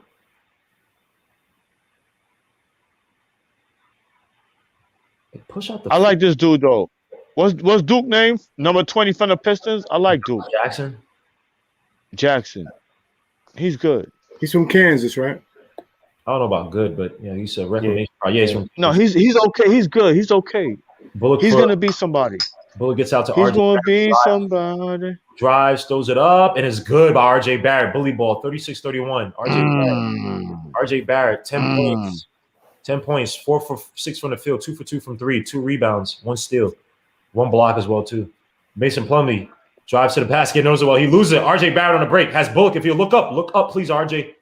RJ drive. Oh, he makes it tough. Yeah, I'm telling you, 38-31, 12 points. RJ's touch has been a little. He's on his mellow game right now. Well, I mean, he's been Pause. consistent. Let's not. The past 2 games looked okay, but he's missed a lot of shots in the paint too. A lot of easy shots in the paint. So this wow, Randall gets some great calls because I don't know about that one. Yeah, he got his pocket picked. These refs just suck tonight, bro. Yo, Yeah, Randall's looking a little crazy. He got his pocket picked clean. That looked clean as a. It did. Refs are trash, man. Holy crap! But works for our favor or in our favor. Yeah. Guys, I got 72 likes, man. I got 140. Double that up, man. Let's go. Just hit the likes. That's all I ask for, man. That's all I ask for, man. And if you're a liquor company, man, if you want me to sponsor you, I mean, just send us bottles. Yo, Pinson, that mascot. You know, team got that mascot. He's a mascot. Yeah, seriously. That's a mascot. You know what's funny? I almost don't mind Pinson like on the bench. Cause his energy's good. You feel me? It's not one of those players that's just sitting there doing nothing. Dude, Pinson is my favorite player. He just wants to dance. Let the man. You getting paid all that guap. He gotta get an MVP. We need a cheerleader. We need cheerleaders. Chop, he's my favorite player during COVID. When nobody was in that stadium, boy, he got it popped. Millie rocking and man. Just because he's gonna hate, man. Like, come on, bro. You could have filled that roster spot with somebody else who's solid, man. He's gonna hate it when the fans come back and he don't have as much room as he has right now to run around. Man, he's gonna hate it. He just embraced that role. That's crazy, man. Kevin, man. RJ put on the Dreamers and been hooping. Yeah, RJ. All the RJ haters. When y'all praise quickly, I praise Randall after every game, even when we first started. RJ is pretty ball though. The RJ haters tonight. I want to see y'all tonight. If RJ has a good game, I'm not trying to jinx it. If he has a good game, I want to see the. I was about to say, can you not get ahead of yourself? Can we wait till? No, I'm just saying. Yeah, let's relax. Yeah, let's chill. We gotta chill. Let's relax. I said if. Theophilus Pinson. My man, that's why I would be in the league. I probably wouldn't get a lot of burn. I'd be on the bench like, let's go, guys. Yeah. Let's go, give it everything you got. And I'd be working on my millie. If you gave me $2 million a year, if you gave me $1 million a year, I'm a Millie Rocking expert, bro. I'll get you the food. I'll do all that crap. I don't even want to get on the court, man. Screw all that, bro. Give me $1 million? What? Living the life. Hey, man. yo, Leon Rose and them probably told him, like, yo, that's what we want you here for. Get him hyped. Well, I mean, but think about Tom Thibodeau's had issues before where he's lost locker rooms, right? So, that is an intangible component to the team, but it's important, man, because he lost locker rooms, man. Maybe a Theo Pinson would have helped to bridge the gap between a Butler and a Cat. You know what I'm saying? Did I believe that rumor that y'all seen that came out today? Oh, that Tibbs wants to reunite with Cat. Didn't Tibbs not? Doesn't he hate Cat? I don't know. I don't believe that rumor. I think it's the other way around. Let's forget that. But listen, RJ Barrett looked like he's on his mellow game. He's on his bully ball. Cat wants Tibbs back. He probably does. Don't get Kevin W. started. Rose drives to the basket for easy layup. Nice. By the Knicks, 43. Dennis Smith Jr.'s defense is trash. Pistons fell asleep on that. Not recovered. Yes, it is trash. All that, but and all that stuff. Better defense. He lost the last 5 out of 6. So the best defense DSJ ever played in his life was when Tibbs came in the picture. He's playing that scrappy defense, getting a lot of steals. Yeah, in the preseason, no one gave a damn about. Salute to Luka Walker vision. Salute. Go ahead, darling. No, I was. Look at the matchup. DSJ against D-Rose. Bullock for the 3 near the corner wing. Ooh. Nice. 43-31. That's what I like. Off-ball movement. Wow. Come on, Bullock. Off-ball looks where we actually hit them. Need some production from these damn wings, man. Holy crap. DSJ drives the basket, throws it up. Wiley gets that blizzocked. He's down low. He gets that blocked. Get out of here, son. RJ's running up with Rose. Kicks it out all the way. Another. 3 drives to the basket. Kicks it out back to Randall for Rose. Corner 3. That misses. A little bit too short. Got to put more gas on that one. 43-31 is the score. Knicks need to build this out. I want to see Obi. I want to, even Knox. See these guys.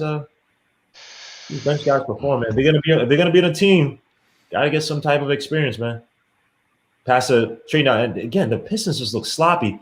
But the Knicks look sloppy as Bullock. Is that Nolan Wells? That's the second pass. What kind of hand block was that? Sadiq Bey gets blocked. Kicks it out to RJ Barrett, who gets into the post gets out to Randall. On the pick, kicks it back. This is just sloppy. What the hell is this? Rose shoots the mid-range. That misses rebounds. What the hell is with this? Get out the paint. I think Randall's a little tired tonight, guys. I think so too. He's allowed to. You have saw a that, game right? like He's this still in to the me, paint, like Just be a better passer, decision maker, man. If you're gonna take rest on the you court, should have called a timeout or something. just be a better passer. Well, Facilitate on the court. And It's Randall's about to be halftime. Grant, who drives to the basket, tries to lay it up, and they call the foul because he missed a shot. I just saw that. The ref was gonna if it went in, the ref was gonna call that. He waited to miss. So Can we give Noel some props, man? yeah, well, give it that he Yeah. great block. Yeah, great defense. Yeah, they're showing the replay right now. Yeah. He threw the ball away. That's the second time throwing it away, trying to get in the break. But he's been playing good these past few games, especially last game was. I can't understand why guys are crushing him. Like he fits the role that he's put in, man. There's no reason to crush this dude. Like, he's been playing. Actually, he's been playing good ball all year. Against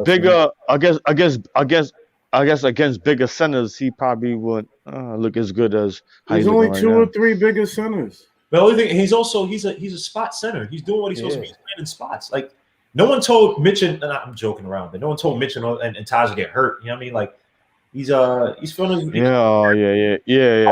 So sorry, guys. Top of the key for Randall, and it's good. Just so he's saying that Randall's tired, 46-42. 46-32, excuse me. That shot should But you can see it on the floor with Randall's pace. Randall ain't tired, don't. Off to Mickey. Dennis Smith Jr. gets out to Mason Plumlee against Noel. He drives baseline, pushes him, and Noel fouls him. Looks like that was an anger foul. Got to be careful, bro. We need you in the game. We don't have many big men. You can't depend on Obi. Nah, that was a good foul. That's a good foul. Excuse my language. No, sorry. Well, it's not a good. You didn't curse. It's not a good foul when they only got 32 points and we need all the we need it. So we need the. It wasn't hard, but the fact that they only got 32 points with 1 minute and 20 seconds to go in the second half. You don't think he's trying to tell him? You don't think he's trying to tell him don't try that? Don't try that with me. But don't forget he has no backup. Right, exactly. He has no backup. Yeah. That's what we only. That's everybody's hurt. Yeah, that's what we got. All right, my bad. Gotta be smarter. You're right about that. He's jacked though. I forgot. He is jacked. I forgot everybody. I forgot. Taj is hurt, right? And Mitch. Didn't he just brick the first one? Mitch is hurt. So didn't he just brick the first one? We already know Mitch is hurt, but Taj is hurt as well. That was his first one.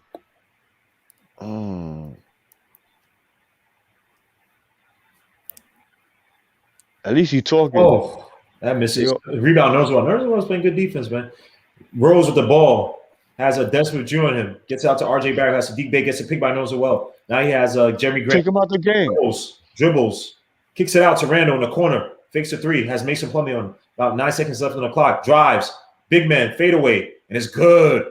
Randall with the bully ball. Fade away. 48-33 is the score. Knicks are up by 15.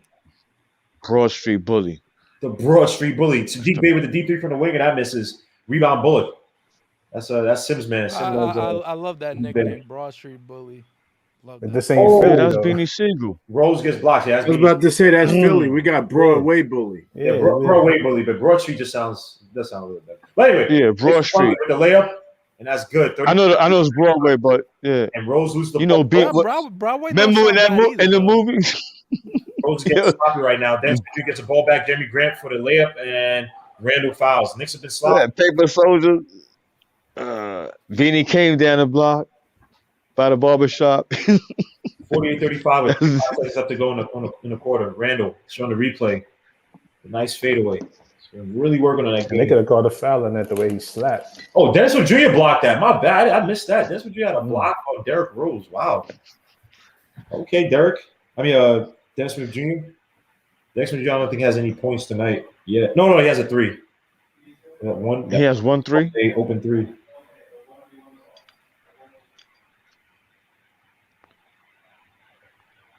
And you know what? I'm glad. I'm happy for him because he looked like he could be great with these guys over there. I don't know about that.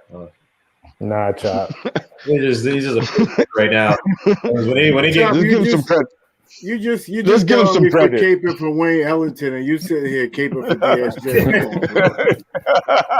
RJ Barrett with the ball about 20 clock. He dribbles, drives puts behind his back, loses the ball. Sloppy play by RJ Barrett as Dennis Smith Jr. gets the ball. 48-37. Come on, yeah. As they will dribble out the rest All of the right, clock. damn. I never should have said DSJ. Give Desmond Jr. some space to shoot. You know he ain't about that life. Derrick Rose playing some good defense. He needs to keep his hands down. Desmond Jr. drives, kicks out to Jeremy Grant, fakes a three, shoots a three on Randall, and that misses. And that'll be halftime as Dwayne Casey screams at the ref for the foul. Step away for a sec. And so He got them big yellow sneakers. Knicks up 48-37, led shooting 36.7% from the field, but 50% from three, 66.7% from the stripe. RJ Barrett with 12 points, 5 for 7.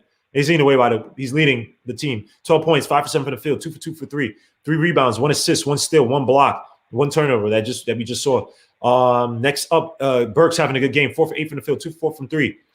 3 rebounds, 10 points. Then next up, you have Julius Randle, 8 points, 3 for 8 from the field, 1 for 2 from 3. 6 rebounds, 5 assists, 1 block. Reggie Bullock, 6 points, 2 for 2 from the 2 for 4 from the field, 2 for 2 from the 3-point line. Noswell, no points, but he has 6 rebounds, 1 assist, 1 steal, 3 blocks. But he does have 2 personal fouls, so you got to be careful. Obi Toppin with 2 points, and Manuel quickly with 3 points. On the Pistons side, they're shooting 31.6% from the field, 28.6% from 3, 64.3% from the stripe. Hold on, guys. Led by yours truly, Jeremy Grant with 10 points, 3 for 9 from the field, 1 for 4 from 3, 7 rebounds, 2 steals. Mason Plumlee, 7 points, 3 for 3 from the field, 1 for 2 from the stripe, 3 rebounds. Sadiq Bey, 0 points. Dennis Smith Jr., 3 points, 1 for 6 from the field, 1 for 1 from 3, 5 rebounds, 3 assists, 1 steal, 1 block on Derrick Rose. Wayne Ellington has 8 points, 2 for 3 from the 3-point line, 2 for 3 from the field, 2 for 2 from the stripe, 1 block. Isaiah Stewart, 0 points. Saban Lee, 2 points. Josh Jackson, 4 points. Sekou Demboya, I believe he has 3 points. And just let me get some more official stats from the team. The Knicks versus the Pistons. The Knicks have 20 points in the paint. The Pistons have 16. We have 4 fast break points. They have 10. Our biggest lead was 15. Their biggest lead was 3. Bench points, we got 15. They got 17. Turnovers, we got 5. They got 9. Off of turnovers, we have 6 points. Over turnovers, they got 7. So, guys, take it away. What did you guys see in this first quarter? Or first half, excuse me. Very sloppy play. Very sloppy play. But all in all, man, Nerlens Noel is really stepping in. And when there's not a big man, because I agree with Chop. If there was a bigger man, it could be different. Although Miles Turner didn't take advantage last night. But, Nerlens Noel is really protecting the paint. We're funneling them to the paint. Their most improved player, Grant, is missing a lot of outside jumpers, and they have no other shooters other than him. And it showed. They only got 38 points first half, 39 points first half. So, 37 points first half. So that is, I mean, that's phenomenal when teams can score 31 points in a quarter. So, if we just keep doing what we're doing, I want to see Randall come out and get 10 points in this quarter. That'll really set the tone. And then we could put another, 15 to 20 points around that. We'll be able to give some guys some minutes down the stretch. Anything? So Henson stepped out. Chop. Any points? Darley, any points in this first half? Before I punt. Hey, listen. Wait. That's Darley? That's Darley? Yeah, it is me. Do you have a point, Chop? The living legend, the one. No, listen. The one and only. Yeah, you know, Darley. I'll be like, Darley, do the order too. A night, let them know. That's my man. But hold up. In my mind, I'm like, yo, Dennis Smith Jr., his yellow sneakers look bigger than this whole body. I don't know. Thank you, Chop. From the wise words of Chop, that just does. Thank you, Chop. That's all. Darley, any points in the first half? Yeah. So for me, it's been just seeing RJ's play, especially after yesterday, watching him play good, just seeing him do that 2 games back to back. I think that restores a lot of what me and you, for example, have been saying about RJ is that we have to be patient. I don't think he came out of college a finished product or near finished product. I think you could see it when he was at Duke. He had a lot of holes to his game, but if you see, you're seeing the growth. He's making open shots, which is mostly what we need. We don't need him to make contested shots. We need him to make those open threes. When you're open, we need you to shoot, especially in the current league. I said it on Man that RJ shooting consistently is the difference maker for this team, to be honest. Obviously, also that's barring the fact that we have the right players to play with him. But the thing is that RJ, if he's open, he has to make those threes. He has to make the free throws, and you can tell that he's been putting in the work to make that happen. So, other than that, other things that I saw were just sloppy play all around. I think the ball movement can improve a lot. I seen a lot of people when they're open, they're passing the ball away like they're scared to shoot, and it's just like, if you're open, take it.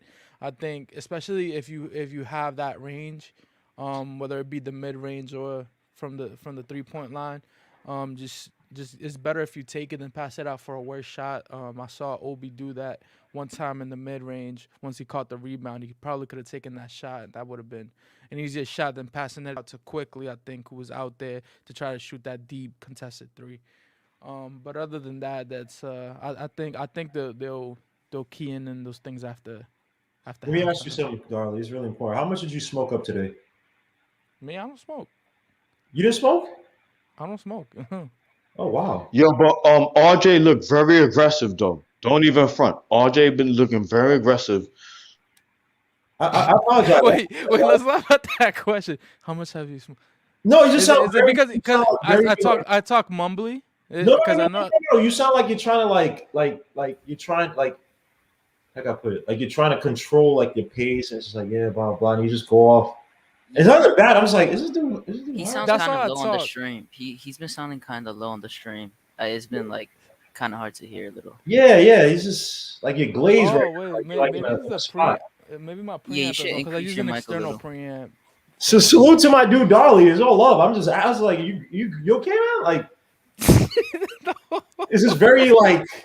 No, you know what's funny? You're not the first person to tell me that. So sometimes people think I'm calling them sauced up, and it's like, yo, listen, I drink from time to time, but I'm, like I'm not sauced up.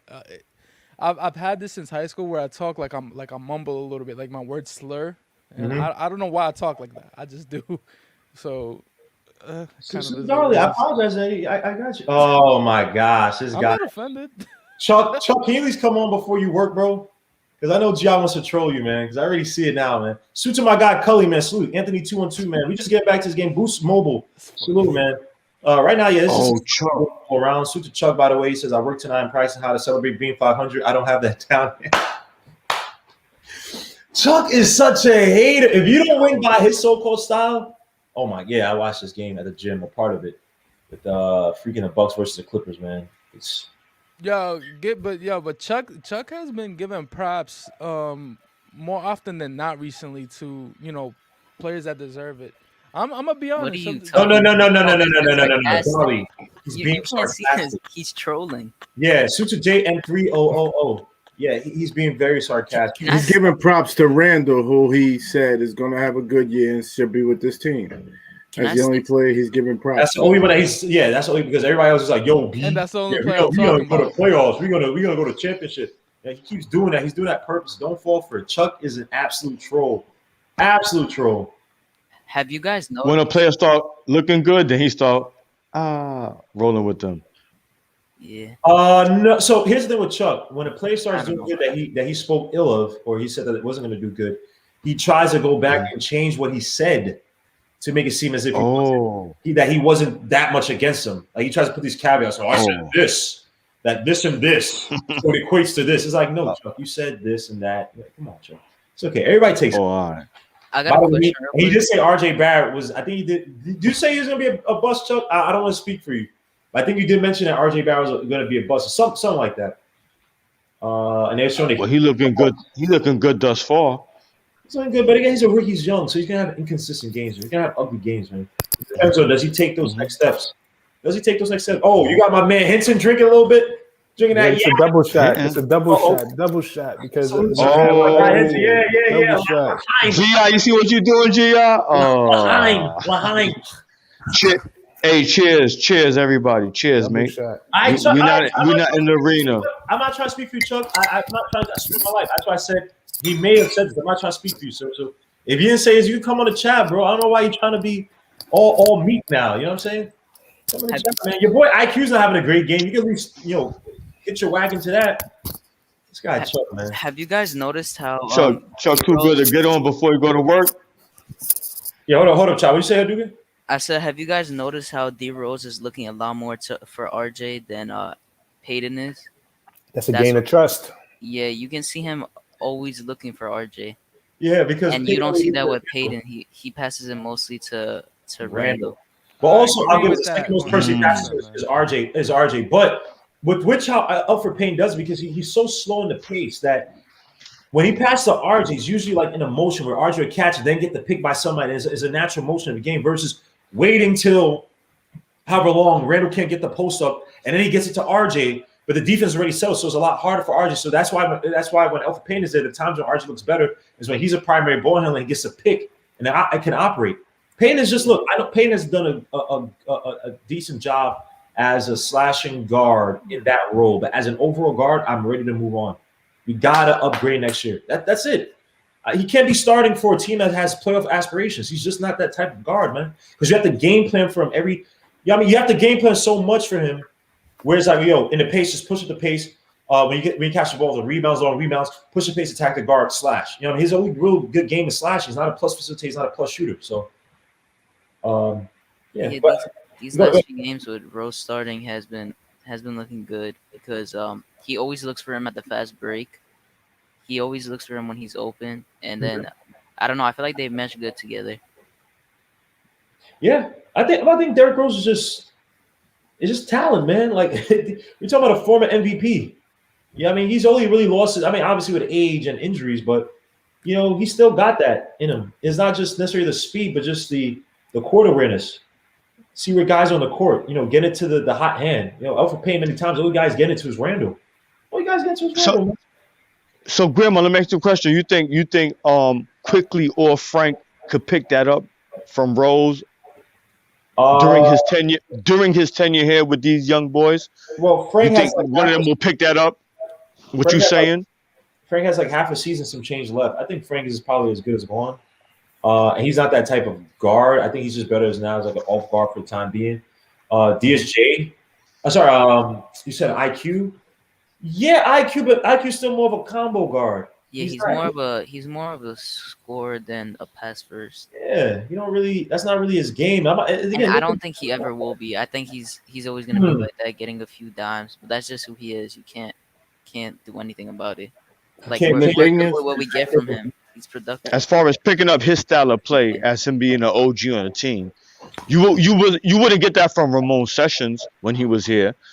Ramon Sessions was actually good when he was healthy with that Lakers team. He was actually good at pick and roll. He was actually one of the top guards in the pick and roll that season, or however long he was with just gonna shoot. But I forgot who the center was. Was it Dwight Howard?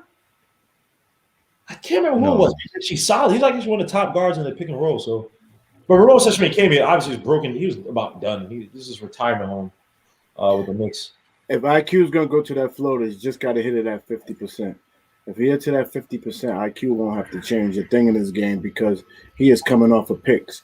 They're bringing him off of picks. He's skilled, and once he gets in front of you, he keeps you on his hip. And then he accelerates off.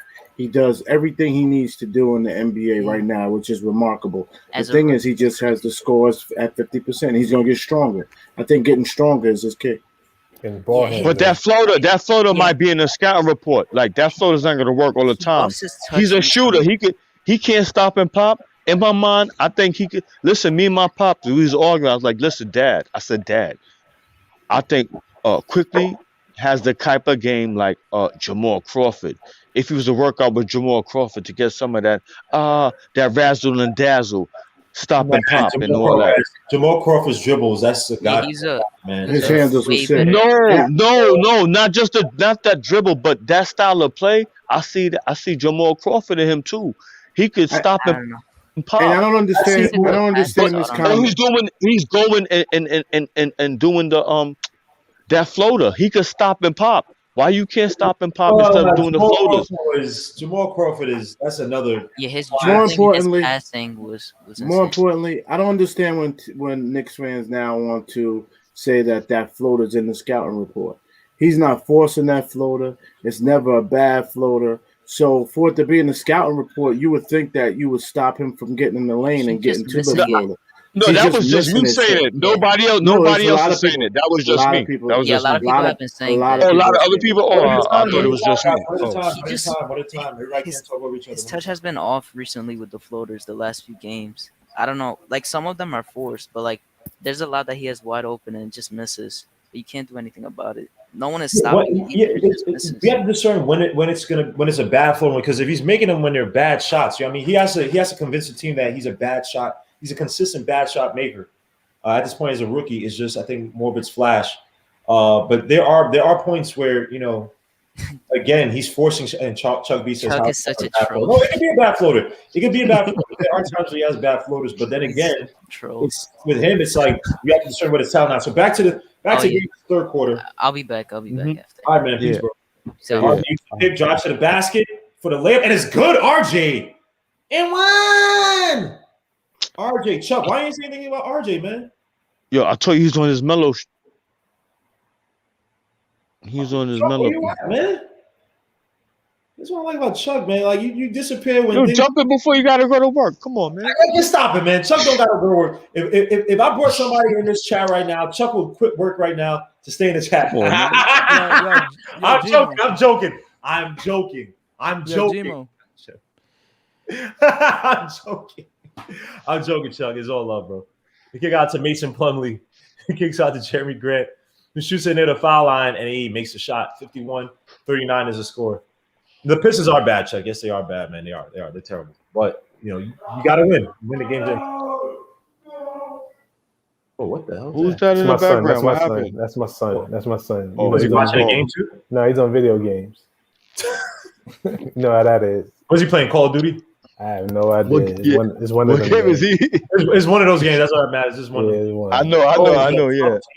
I used to be a game head, and then I got out of Oh, it. So, yo, D Rose, Debo. I know. My nephew too. They be like, Yeah, Oh, you so saw you D gonna- Rose though? Kick You it out. gonna hear Jeremy that a couple Grant at the times. wing, and that's good. Jeremy Grant, 53-42. You see what I'm saying? Open three. I don't like that, man. Dribble drive penetration kills us every time. Every freaking time, man. Yo, his sneakers look. RJ mad back for good, the three, man. top of the key. Oof, that misses. That's his toughest three, man. He always shoots that one short. And that's the Gotta go back. easiest one to make, though. I know No, the corners are the No, shortest. I disagree. The corners I are, disagree. but the short. But I used to love shooting three, so I know that's my too. favorite ones from the top of the key. Me too. What? No. Whoa. My favorite are the wings. corner. I love shooting from the wings. My favorite one was corner on my I love the top of the Plumlee key. missed, but again, no defense by the Knicks. That's where Junior finishes at the basket. But My you know, favorite one, Oh, my favorite that one is kind when I'm of- shooting the three in the corner with my shooting hand towards the baseline, the sideline. I hope they don't give him no confidence. Rose drives, gets a pick by Randall. Gets back out to I'm not Randall. gonna lie, Foul shot, I like. and that's good. 55-44 is the score. I was just saying that I'm not gonna lie. I like not that I'm much of a basketball player. Actually, no, I'm lying. I score like 85 a night, but like for me, number it's 3, by like. the way. I What, like on shooting- 2K? What you mean, I 85 like- a I like- night?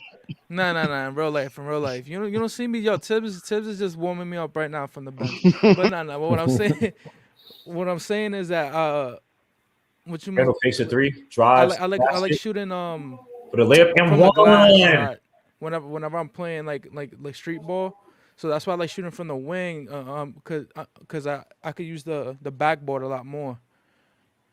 Stu to debate football. We got Chablo coming back. Oh, what's happened? Yeah, my but- bad. Yeah, it's fine, bro. Heartbreak Nova. Game's not over. I agree. So 57-46 is the score. I just like it from the depth perception. I can see everything. So for me, it's like That you know what's hard. and I can see the ring behind the rim in the back by the rim in the back part.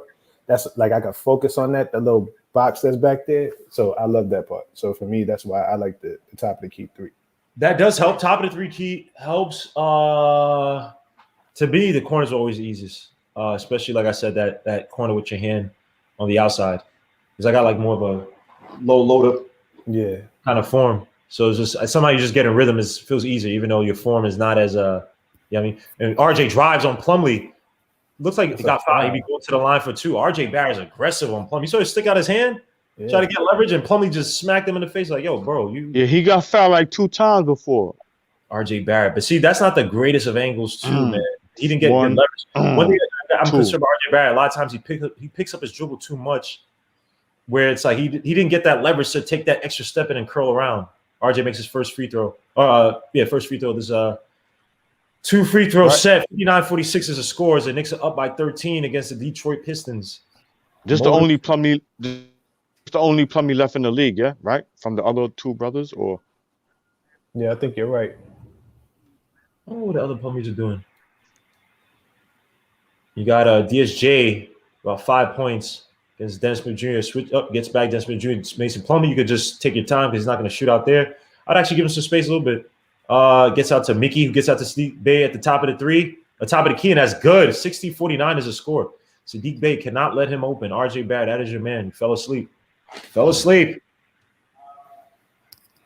Yo, Gmo, you remember a couple months ago, I told you that I'm building a recording studio, right?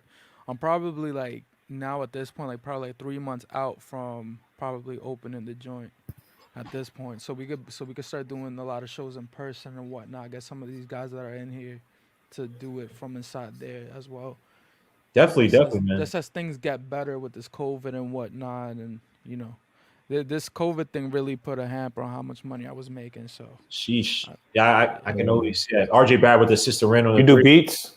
We definitely talk about that. Yeah, I do, but that's really I'm more of an engineer more than anything. All right, cool. But you're a beat maker, Hinton? Nah, I need some beats. I got a rapper. Oh, you got a rapper? Oh, okay. I mean, most of my stuff is like R&B stuff, like my beats and things like that. Okay, you can rap over R&B beats. He only does like Romeo Santos stuff. He don't do like he does like. Oh, all right, different stuff. Because I do bachata. You say you do reggaeton? I do all that, bro. No fun. Good defense by the Knicks, by the way. To see, this where the links come in at. When cash. Oh. Hey man, Dog, you got the HD cameras up in there.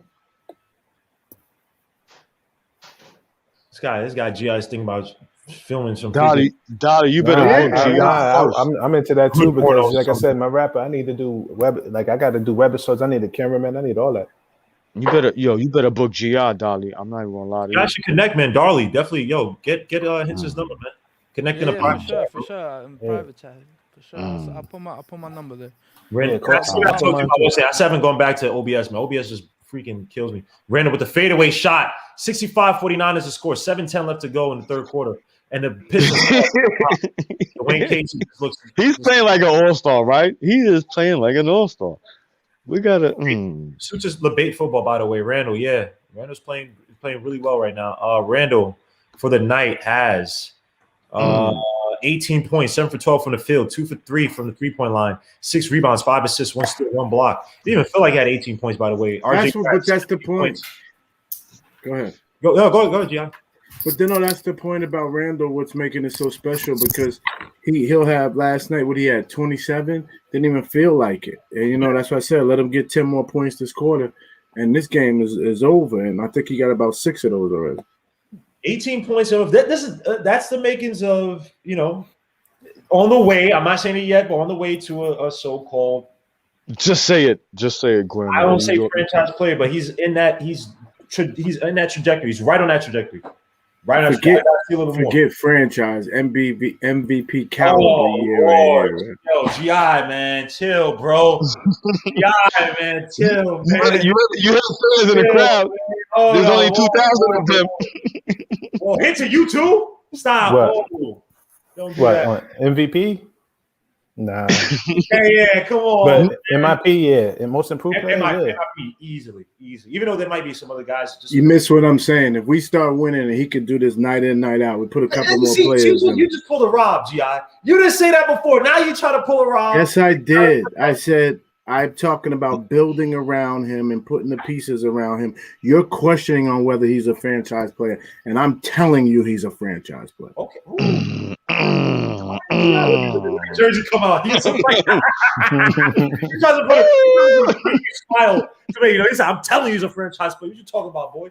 Hey, look, I'm not going to sit here and fight you guys on that. I'm just saying I see him on the trajectory. I just got to see more. But that's the markers of one way. He could have a game like this, and I thought he only had like 12 points. I didn't even know he had 18. You know what I mean? Where it's just natural. He can give you those points in bunches. Now, I guess the biggest step will be him being a number one option. Right? I think he's a number 2. At his highest point, he's best as a number 2. Because you're talking about MVPs, right? And Jokic, I think, is an MVP candidate. And he could be a number one option on any given night. So, and he's a triple-double every night. And he can score at all levels every night. Bro. Because that offense flows through him, yeah. Them fadeaway shots with Jokic, no one can stop it, bro. I don't know what weird perpendicular 90-degree angle. He like just gets back and then it's like almost parallel with the floor, and it's just. And his nose be red, like Rudolph the Red-Nosed Reindeer. I mean, like. Let me remind you guys of one thing. Hold on, I'll wait till I'll keep this tape. And Mickey with the ball gets it out to Dennis Smith Jr., who's trying to make his mark in this game. That little 3 and that little dunk on Derrick Rose. He drives, kicks out to Mason Plumlee, who kicks out to Jeremy Grant for another open 3 at the top of the key, and that misses. Rebound. Dennis Smith Jr. Oh, he stepped out of bounds before he hit it on Randall, so it'll be Knicks ball. No, Randall was already out, so you couldn't throw it off a man that's out. You can't? No, if I'm already out of bounds, you can't throw it off of me. Did you hear what he just said? I didn't know that. Rose drives, kicks out to Randall, top of the key, fakes a shot, has Jeremy Grant, dribbles, step back, shoots the fade with the midway, and is mid-range, is good. 20 points for Randall, 67-49 is a score. What happened? What is happening? Man, I don't know what's going on with this guy. Somebody in the chat? No, Randall. And looks like, is that a foul on somebody? Randall. What happened there? It's a good foul. That's a good foul too. What's up? He's like, what's up? But kicks out to Mason. Just hit. He drives. He's just hitting joints. Catches him in the air and makes that. Mason almost had a foul, but somehow makes that ugly hook as it hits off the back of the rim. 67-51. Did he get hit in the eye? Yo, listen. He got to know how to stop jumping. Yeah, Rose drives baseline, kicks it all the way out to Bullock, who shoots 3 at the wing, and it's good. 70-51. Finally, Bullock against a bum team. You can hit some damn shots. This is a beautiful quarter because we're putting them away. We're breaking the spirit. Look, we're up 20. This is how you win games. Yo, how many threes Bullock hit? He looked better this game. The threes are the equalizers, man. They can bring you back in a few bad possessions. Yeah, that's true. That's true. Get it to a 25-point lead with like seven minutes left to go in the fourth. That's another assist for Derrick Rose too. Then there's suits of Greenhouse, by the way. There's nobody on the floor stronger than Randall. Yeah, can't handle the Randall pause. Dang, I like to get 25 man, leave some left. Pause. Sadiq Bey against RJ Barrett. Yeah, Sadiq Bey really can't create by himself against decent defenders. And Dennis Smith Jr. for another 3 at the wing, and that misses. Rebound, RJ. RJ gets out to Rose. 70-51 is the score. 5:22 left to go in the third quarter. Rose gets Dennis Smith Jr. in the post. Drives. Brings it back out. Looks like gets a pick by Randall. As Dennis Smith Jr. gets another pick by Randall. Drives. Fakes a mid-range. Now he has Randall post. That's why I said switch on to Randall post, and now he gets a double team. Now he has to pass out. Gets to Rose, who gets out of the nose as well down low. Beautiful. Nice. Just like I said. Find a way to post against one of these. Against a Dennis Smith Jr. I said that was like volleyball, right? I didn't say Randall too, man. So great play by the Knicks because I coached that up, man. That was I'm joking, by the way, guys. Don't think I'm sorry, I'm a pompous idiot. But you think you would have drawn that up? Yeah, that was dope. I would say it was easy, but I would definitely draw it up. You try to get mismatches. That's all. That's what it is. Find your spots, man. Mismatches, empty spots in the zone, or soft spots in the zone. Get your open shots, man. Easy baskets, higher probability shots. Is what wins. Can I ask you a question? If that was Elfrid Payton, right? If that was Elf, you think that would have happened? Maybe because Alfred in that same situation. and what's in with the foul? Knows about another foul. I don't know. He's just going straight up, but I'm not. He wasn't sure. He just put his hands up, but Alfred Payne Alfred Payne would have done the pick with Randall, and it's. I don't think so. Randall throws a double team because he had Dennis Smith Jr. Dennis Smith Jr. versus Randall is like a steamroll versus a penny. So it's just you have to get that double team on, and he would have passed. I was saying that sequence with Derrick Rose when he that volleyball pass. When he got it back, probably not. I don't know. He probably would have just tried. Yeah, he probably would have gone for a floater, but you know. Yo, Henson, you make soaps, bro? Yeah, I do that. That's my business. You know what I'm saying? When I ain't working the 9 to 5, yeah. Wait, you do soaps? Yeah. Yo, what's I up, make lotion bro? too. So why don't you Come on, bro? Well, we know I'm a support. I'm gonna buy the shit. All right, hold up. I'm gonna buy some joints too. Bro, put your what's the name in the private chat, man? I'll blow that up. Yo, come on, bro. You know I'm a support. 3. And then my mom, she gonna be like, yo. Randall with the rebound. Like I'm looking through his joint, he got like natural soaps, lotions. I'm like, yo, what's That's why this dude's talking about all these turmerics and all these freaking herbs and stuff, man. This voodoo man, shaman. I'm only joking. Mid range. No. A lot of those are great for you. Knows well gets the ball right back. Rose the ball. On the ground. Rose gets out to RJ. RJ with the ball. 18 seconds left on the clock. Gets it. Speak Bays guard him. Has Nona Wells. Sets a pick on the left. He slips off. RJ bad drives. Gets out to. Oh look who stepped out of. Look at this. Oh. That was a bad pass to Bullet. He was right there. That was a horrible pass. That was a horrible pass. Hold on. Bullet should not be here because they gotta relax. That was man. It confuses me. If you're in the area and I'm looking for an open spot, I drew the attention. Either be there or not because you're effing up. He probably should have just took it up then. Bad play. RJ was battling that, but you know what I mean. Yeah, but he should have just took it up. Grant for the mid range, and that's good. 72-55. Clad said it is always the passer's fault, though. Yeah, that's true. Yo, Grant awareness. Grant became a very good player. RJ used the pick by Obi drives, shoots a mid range shot. The foul line is good. RJ, my son, the prodigal son is returned. The chosen one. Has he not been stepping up? We forgot about him. We talked about the chosen one, Julius. No one knows. Anyone remembers that movie? Jeremy Grant for the 3 at the wing. Because it's the thing that always happens with Knicks fans. They see the shiny new thing, or not necessarily new in this case, but the old thing that See, Obi set the reset pick. See, Obi set the reset pick. Became good, and now they forgot that RJ, was a good player. He's a good, serviceable player. Mm-hmm. You see, Obi said no picks for Derrick Rose on that. That's what they asked him to do. Is play like Sabonis. And Bullock would. Bullock didn't get caught a foul for that. He got with the ball. Double pick. Gets out to Noza well for the alley, and it's good. Yeah, right. 78-55. This is what I'm talking about. Yeah, RJ. Yeah, eat your food, boy. 78-55. He's up by 23. Kill their spirit. Get up to 30, so they kill by the fourth quarter.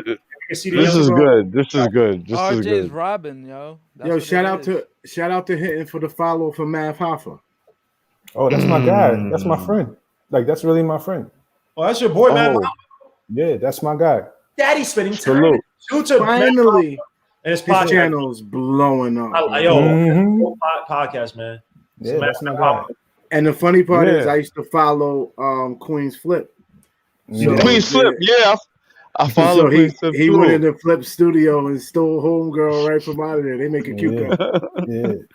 Yeah, but me and Math used to work together. Like before he started popping. Like that's my friend. Like, yep. Right. Damn, son. Yeah, my brother said you met him once. He got mad big hands. Pause. Like he's like, yo, his hands mad ashy. Like this dude fights. So I was like, it's like great observation, man. It's like, like what?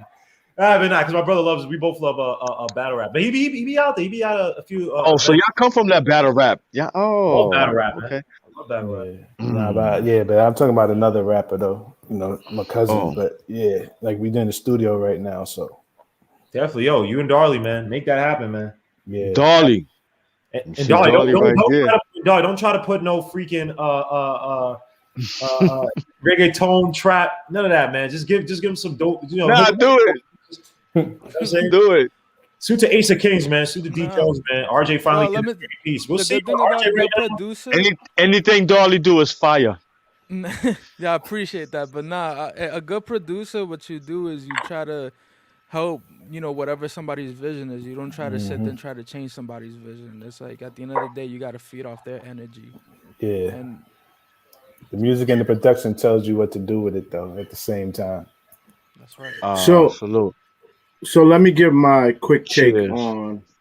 on Randall, because I saw some haters in the chat.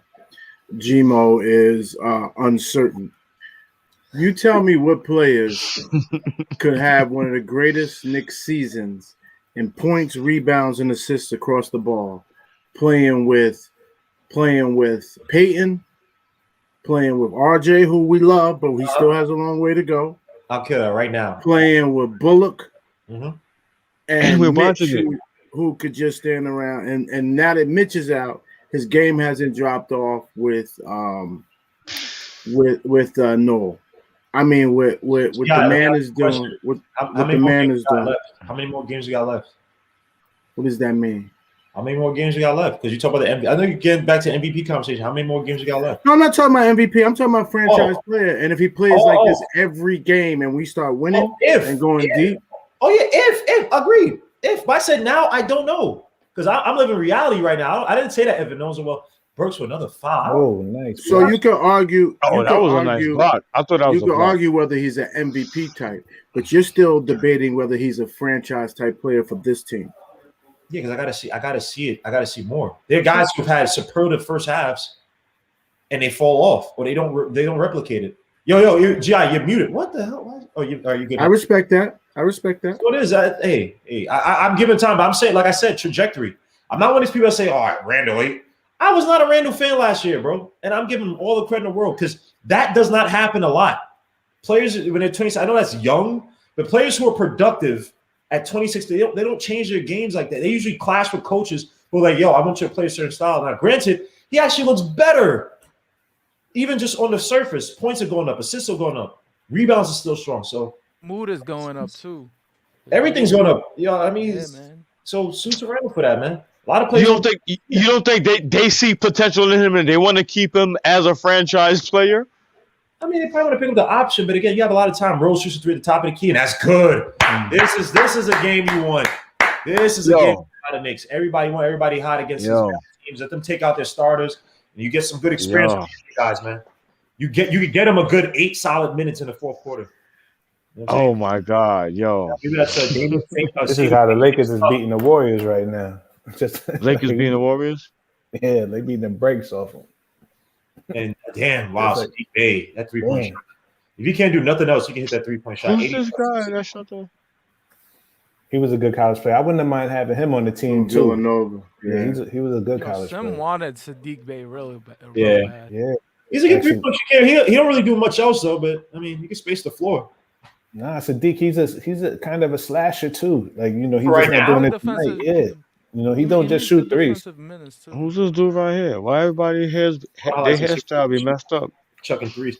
Rose gets it out to RJ Barrett. Shoots through the top of the key. That misses. Rebound. Jeremy Grant. When he hits that's the next level. That's a catch and shoot. When he can hit that consistently. I'm sorry, I mean cut you off, Henry. My bad, bro.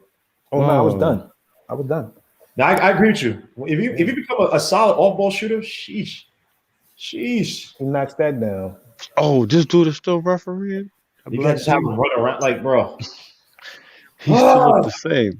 That's a tough thing. Dude still look the same.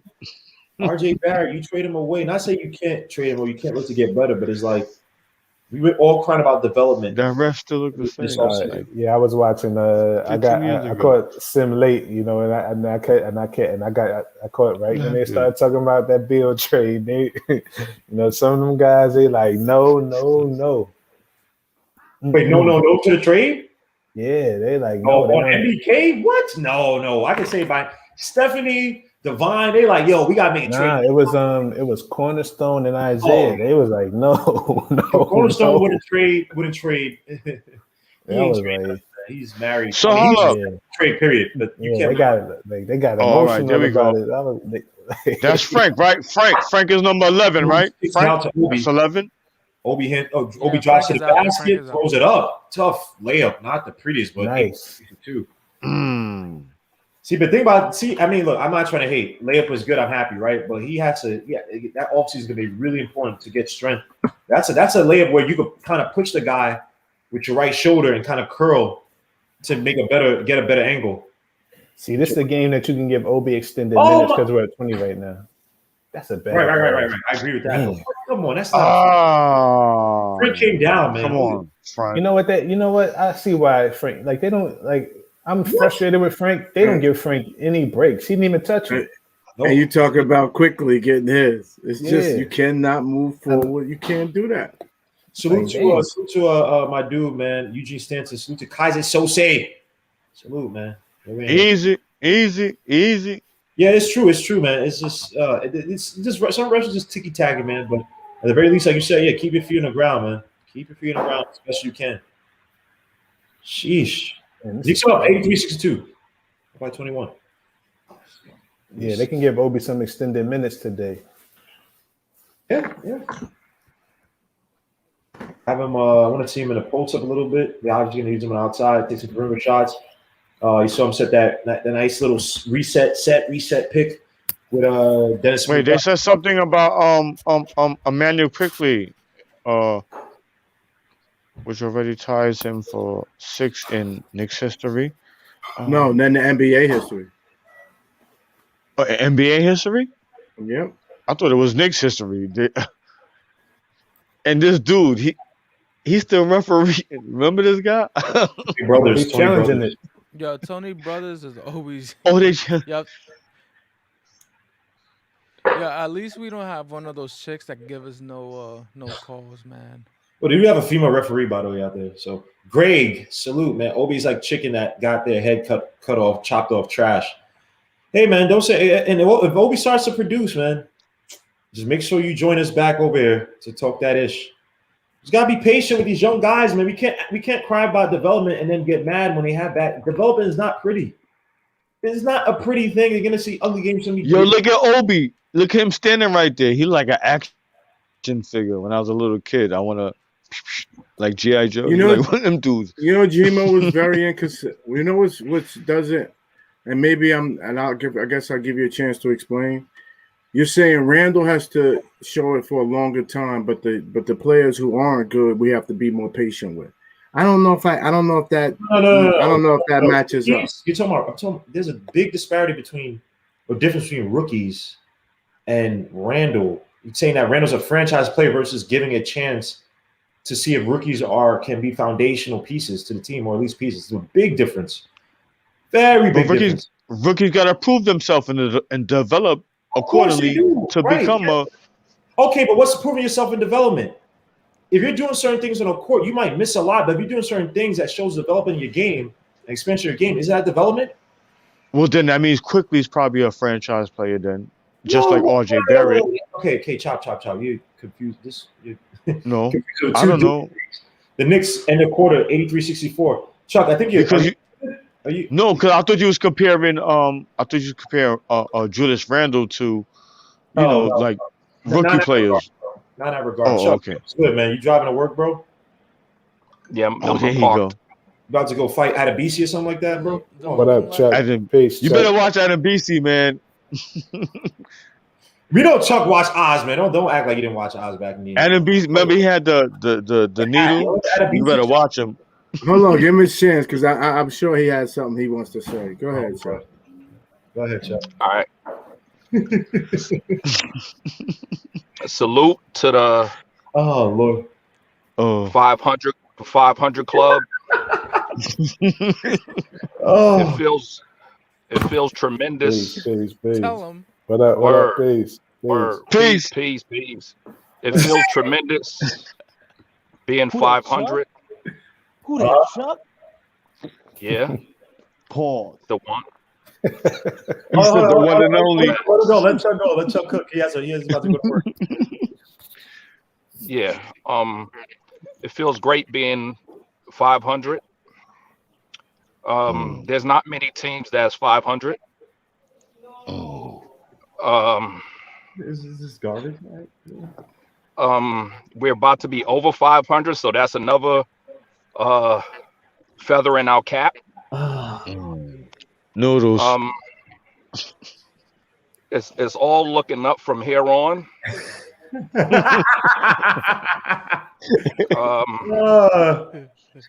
Yeah, so yes, go Knicks. Yeah.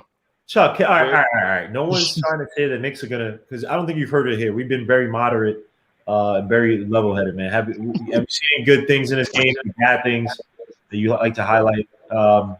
Realistically, come on, Chuck, please. Okay. Now, I've been listening to a lot of shows and I heard a lot of bad. All right, there's a difference between bad takes and stupid takes, right? Okay. Bad takes are takes that's possible and you're just wrong about it. Stupid takes is stuff like State says, like Quickly game isn't like Lou Williams because Quickly had 12 free throws.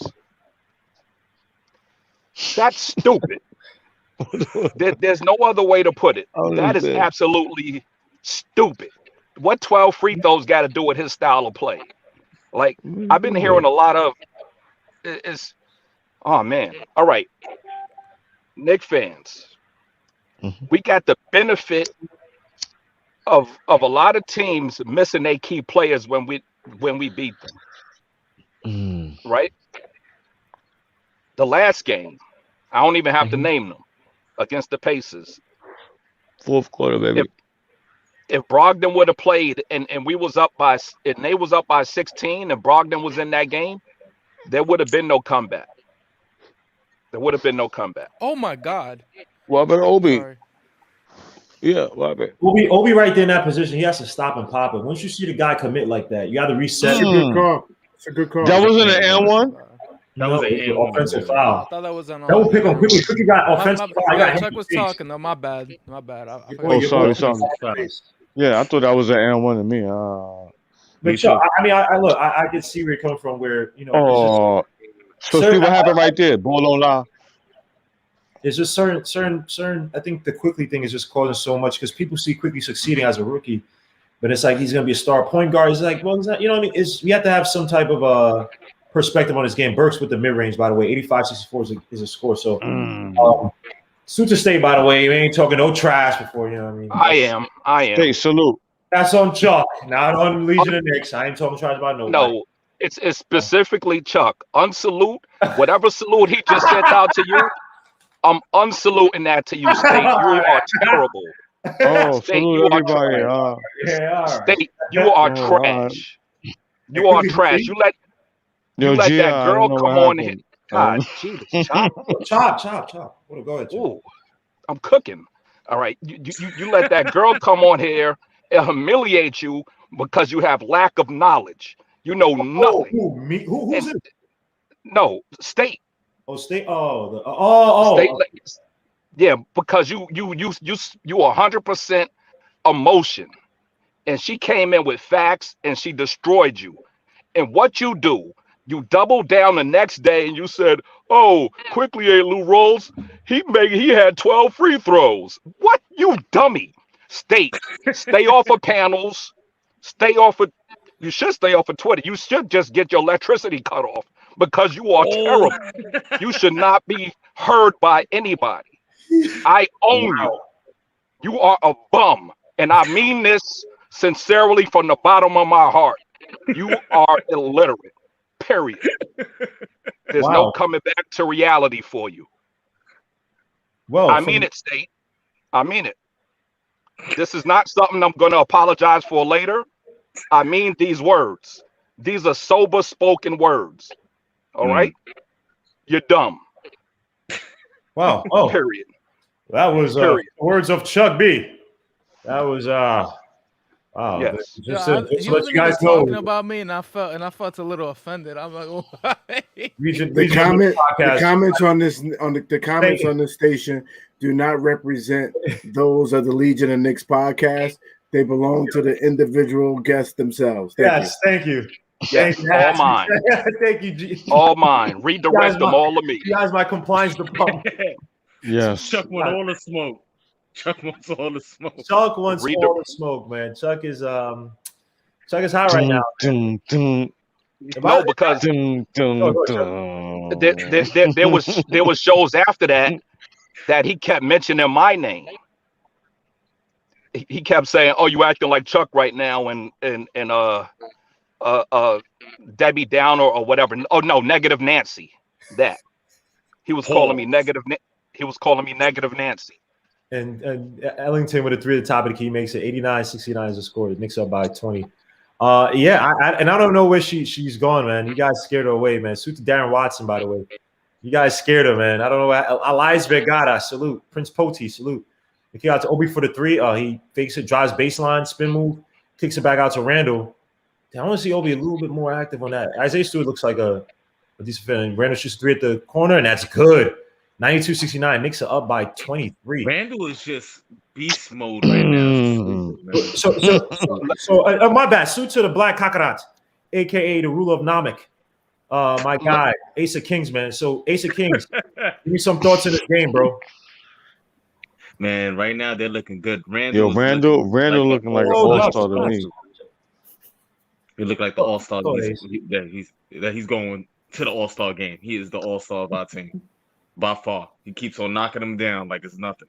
Water. Let me ask you this: has he proven to you? Because me and Gi are in a friendly debate, a friendly war. Is Randall a franchise player right now? Oh no! Gi didn't say that. Gi said, "Well, we agree though. We agree. Forget it. I can't ask you, but let me ask you: is franchise? No, you agree that he is. You guys agree that he is a franchise player. That if he kept right continuing, how he's playing, yes. Right. The way how he's playing right now, he is a franchise player by far. By far. And so you offer him the contract this summer. You're not even gonna worry about picking up the option. You're just gonna offer him the contract. We could wait. But I'm saying he's gonna get the bag. But I'm saying we could wait. Why not? And only a full businessman would give him one this summer. Don't pay him before you have to because you still own his bird rights. Exactly. That's what I'm saying. You can sign everybody. You could go over the cap. Nobel with the putback. All of us is hustlers, man. Come on. We already know what time it is. We're all hustlers. We want to go ahead and try to go. And it's not like hold up. Think about it. You got a lot of people who are like, they're living off Noel again with a block. They're living off. Hold up, Chop, please.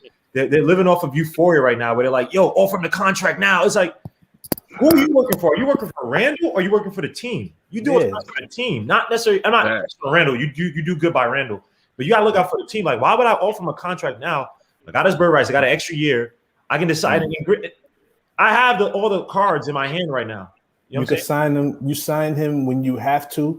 Like I said, and that's after next year. Like I said, and you can load up the team all you want, and you could go over the cap and re-sign him for $100 million, $200 million, whatever the number is, and you will be fine.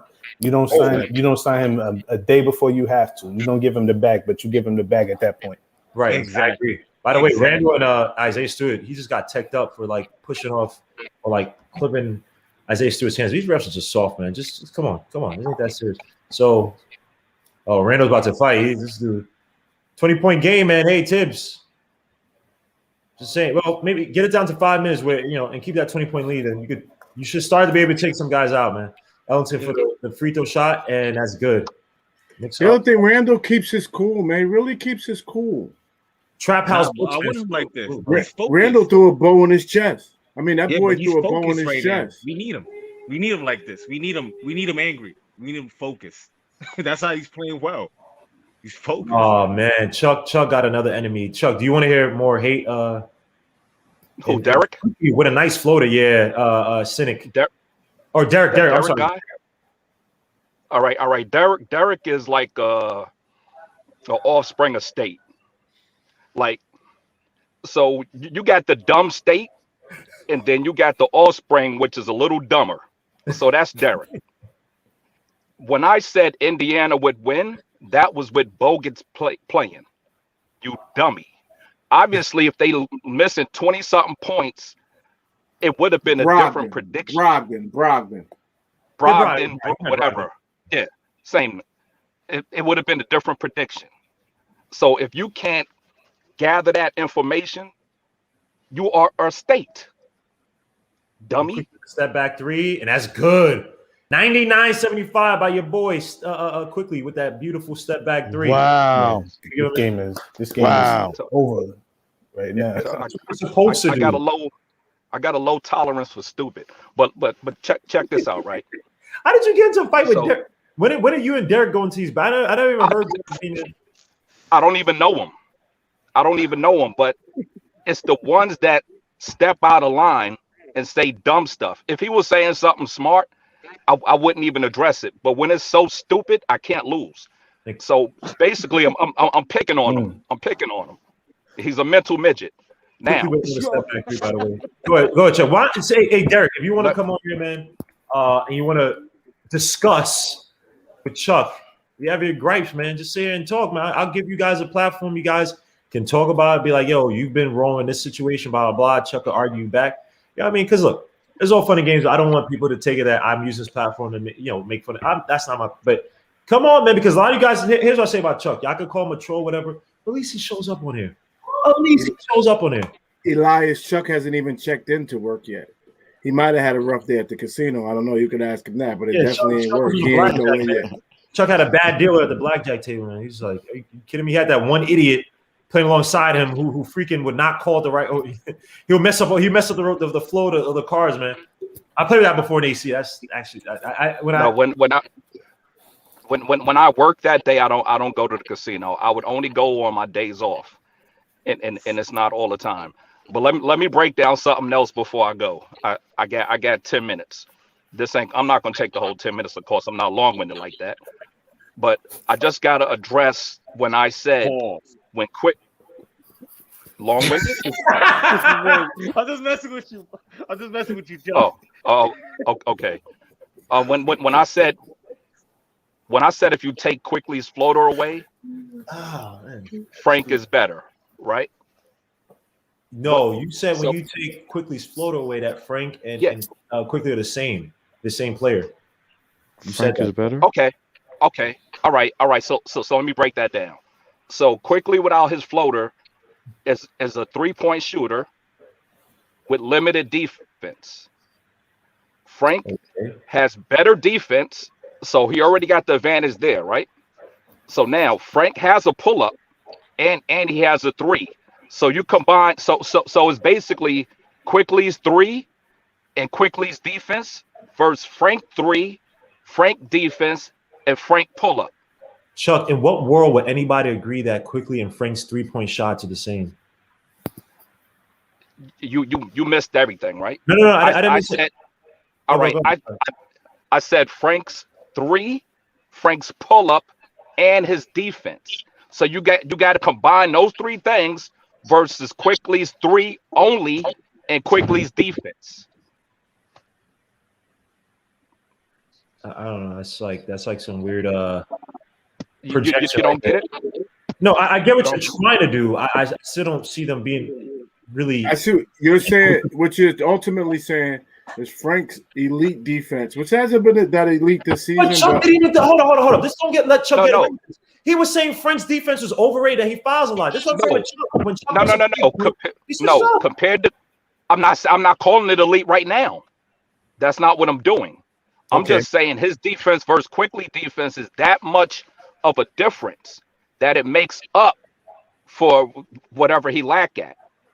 As far as because I think Quickly defense is bad. Let's just put it that way. He's not a good defender. A little sleight of hand, stuff like that. Yeah. But when he's hot, he scores way more than his opponent does. Way more. Now he has the ball, more shots than his opponent, but and he shoots way more than Frank. But I'm saying Frank's mid-range and 3 plus defense equals or greater than Quickly without his floater. But once you add Quickly's floater, game over.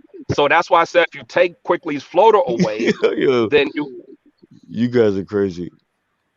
I don't know, man. Suits of J We Boogie. about to be over 500, right? Are we about to be over Yes, 500? yes. We're about to be over 500. He's the So I J got J Boogie, the Boogie. guard. Salute J Boogie. Akesh, salute. Chuck Allen, salute. Darren Watson, salute, man. J Boogie speaks the gospel.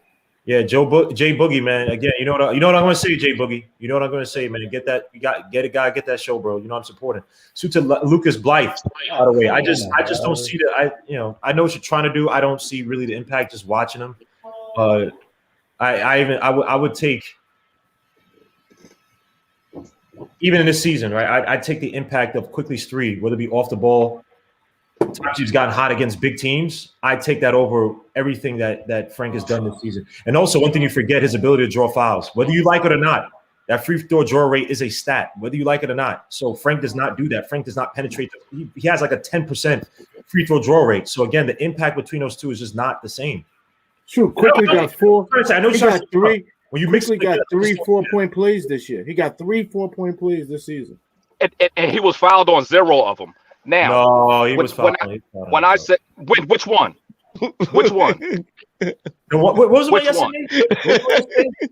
Which that was not a foul. But see, you didn't say it for all of them, Chuck. You said for all of them. The ones against the Kings was not a foul. Chuck, I asked you which fouls are the ones where it's probably him drawing. I forgot which night I asked you. You couldn't come over the answer. It was like the Hawks game or something like that because you were talking about Trae Young. You couldn't answer, bro. You just don't like his game. So no.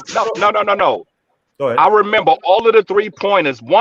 That's when I started calling him quickly against the Hawks. He kicked his leg out and got the call on the 3-pointer. He was not fouled. He fouled. It should have been an offensive foul. So the 2 yesterday, he had 2, I believe. None of those were fouls. I didn't see 2. I saw 1. I thought there were 2 yesterday. He made 1. He made a 3, and then he shot the foul, and then he only had 1 3-point. He only had 1 4-point play yesterday, and then 1 the game before that. I forget when the first one came. Okay, my bad. I thought he had 2. The first one was the Hawks. That's when I started calling him Kickley because he kicked his leg out and got the call.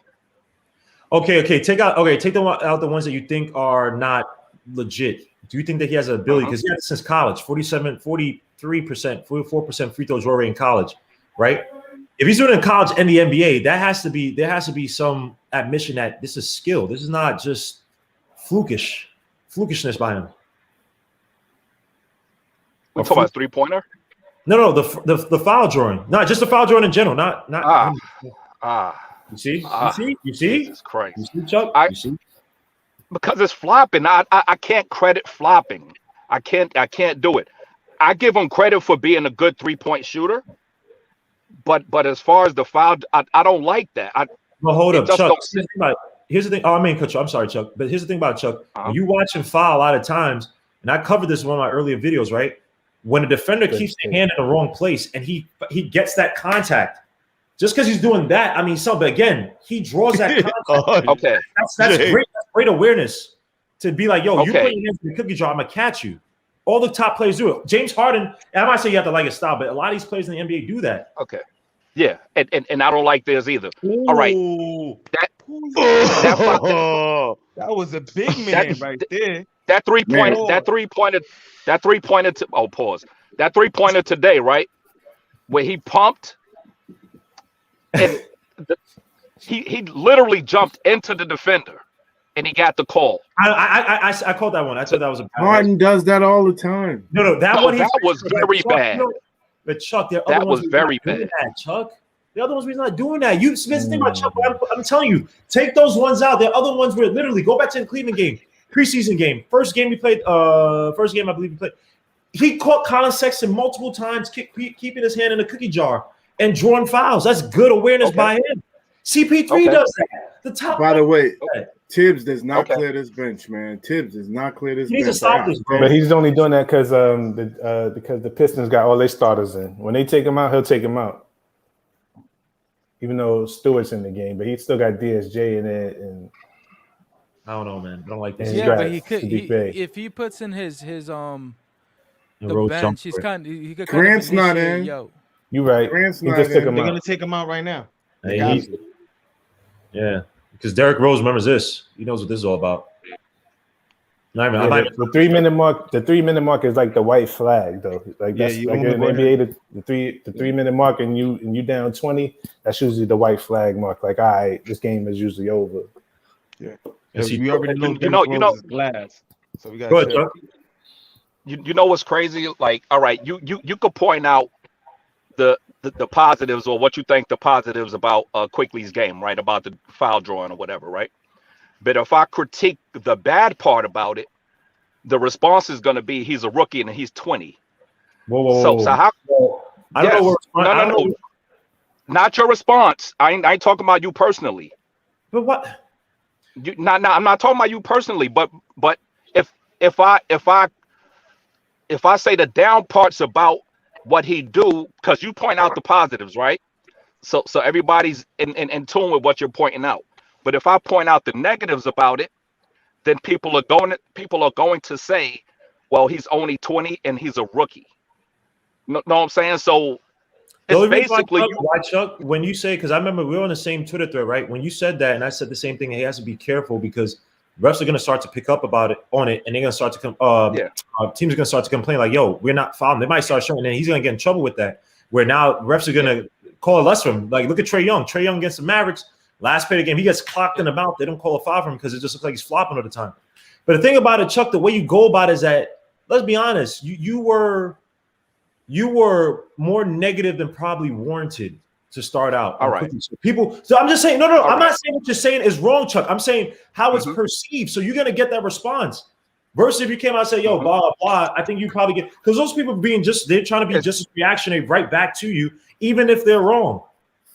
It's not, all right. It's not just me, right? Anybody could critique one of these young players, and the majority of the fan base is going to say, lay off of him. He's a second-year player, or he's a rookie, or he's 20. So that's three things they're going to say: the age and the experience. Because they do it with RJ. When guys be going in on RJ, oh, it's only his second year. Oh, he's only 21 or whatever.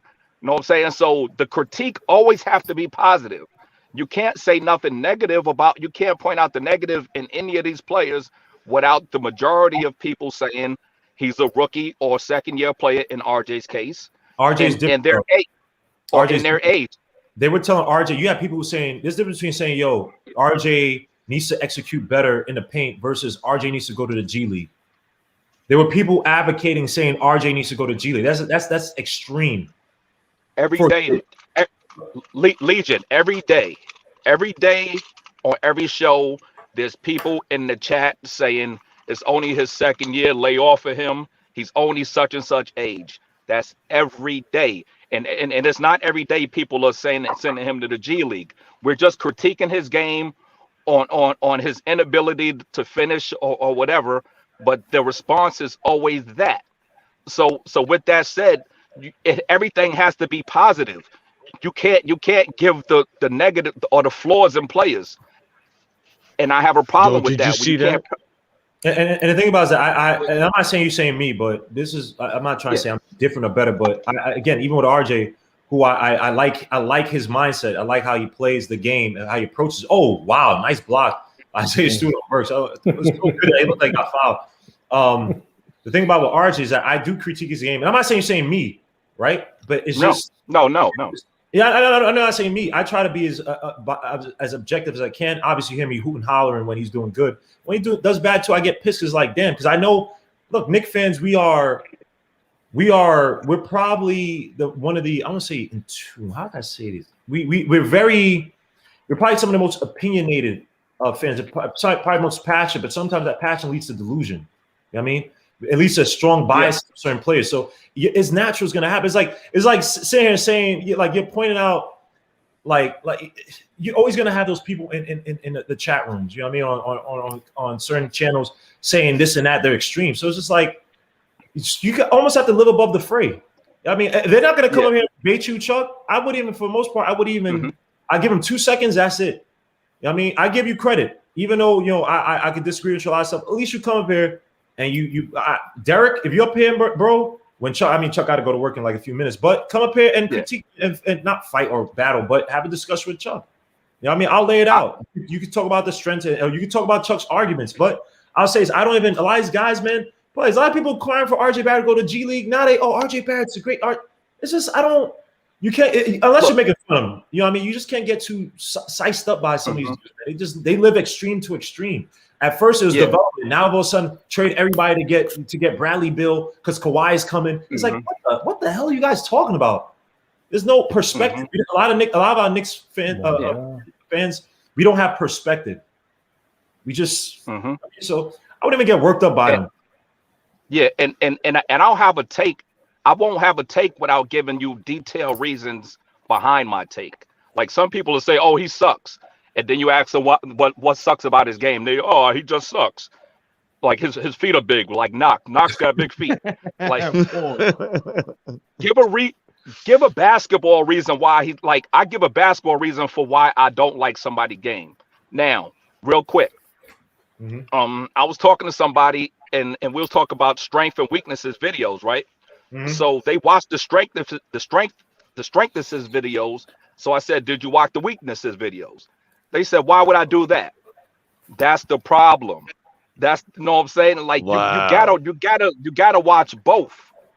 You can't just go on a person's strengths without acknowledging their weaknesses. I agree. Yeah. So when I give my takes, you hear me give the weaknesses, and people don't like that. By the way, so that's why this discussion by the Knicks that the starters were out there. I don't know. I'll be honest, that was a little classes, and it's almost man. And because the Pistons are playing starters, but their starters are bench players on other teams, so it's peace, like y'all. Peace. All right, man. Bro. They didn't even play. They weren't even playing. Peace, Lord. Peace, Lord. All right, Chuck, be good. They weren't even playing Grant. And Rose was D and DSJ the last. He was bodying them up. Terrible, man. By the way, okay, so let me do this real quick because I kind of want to be quick tonight. 109-90 was a score. The Knicks beat the Pistons. Now we're one game over 500, as Chuck likes to say, the 500 game. As Dennis Jr. is on the court talking, well, Randall leaves, so it seems like he ain't really friends. Randall and RJ leaving, he ain't really friends with DSJ. I'm only joking. Randall led the way with 25 points, 10 for 18 from the field, 3 for 6 from 3, 2 for 3 from the strike, 8 rebounds, 6 assists, 2 steals, 1 block. Again, a stupid good game. Knicks shot 51% from the. Did I say this right? 51% from the field, 50% from the 3, 30% from the stripe. Reggie Bullock 9 points, 3-5 from the field, 3 for 3 from the 3-point line, 5 rebounds, 3 assists. Those well 8 points. I'm not even gonna go to 11 rebounds, 2 assists, 3 steals. Derrick Rose 14 points, 6 for 14 from the field, 2 for 3 from the 3-point line, 5 assists, 3 rebounds, 2 blocks. RJ Barrett, the prodigal son, 21 points, 8 for 13 from the field, 2 for 4 from 3, 3 for 3 from the stripe, 3 assists, 5 rebounds, 1 steal, 1 block.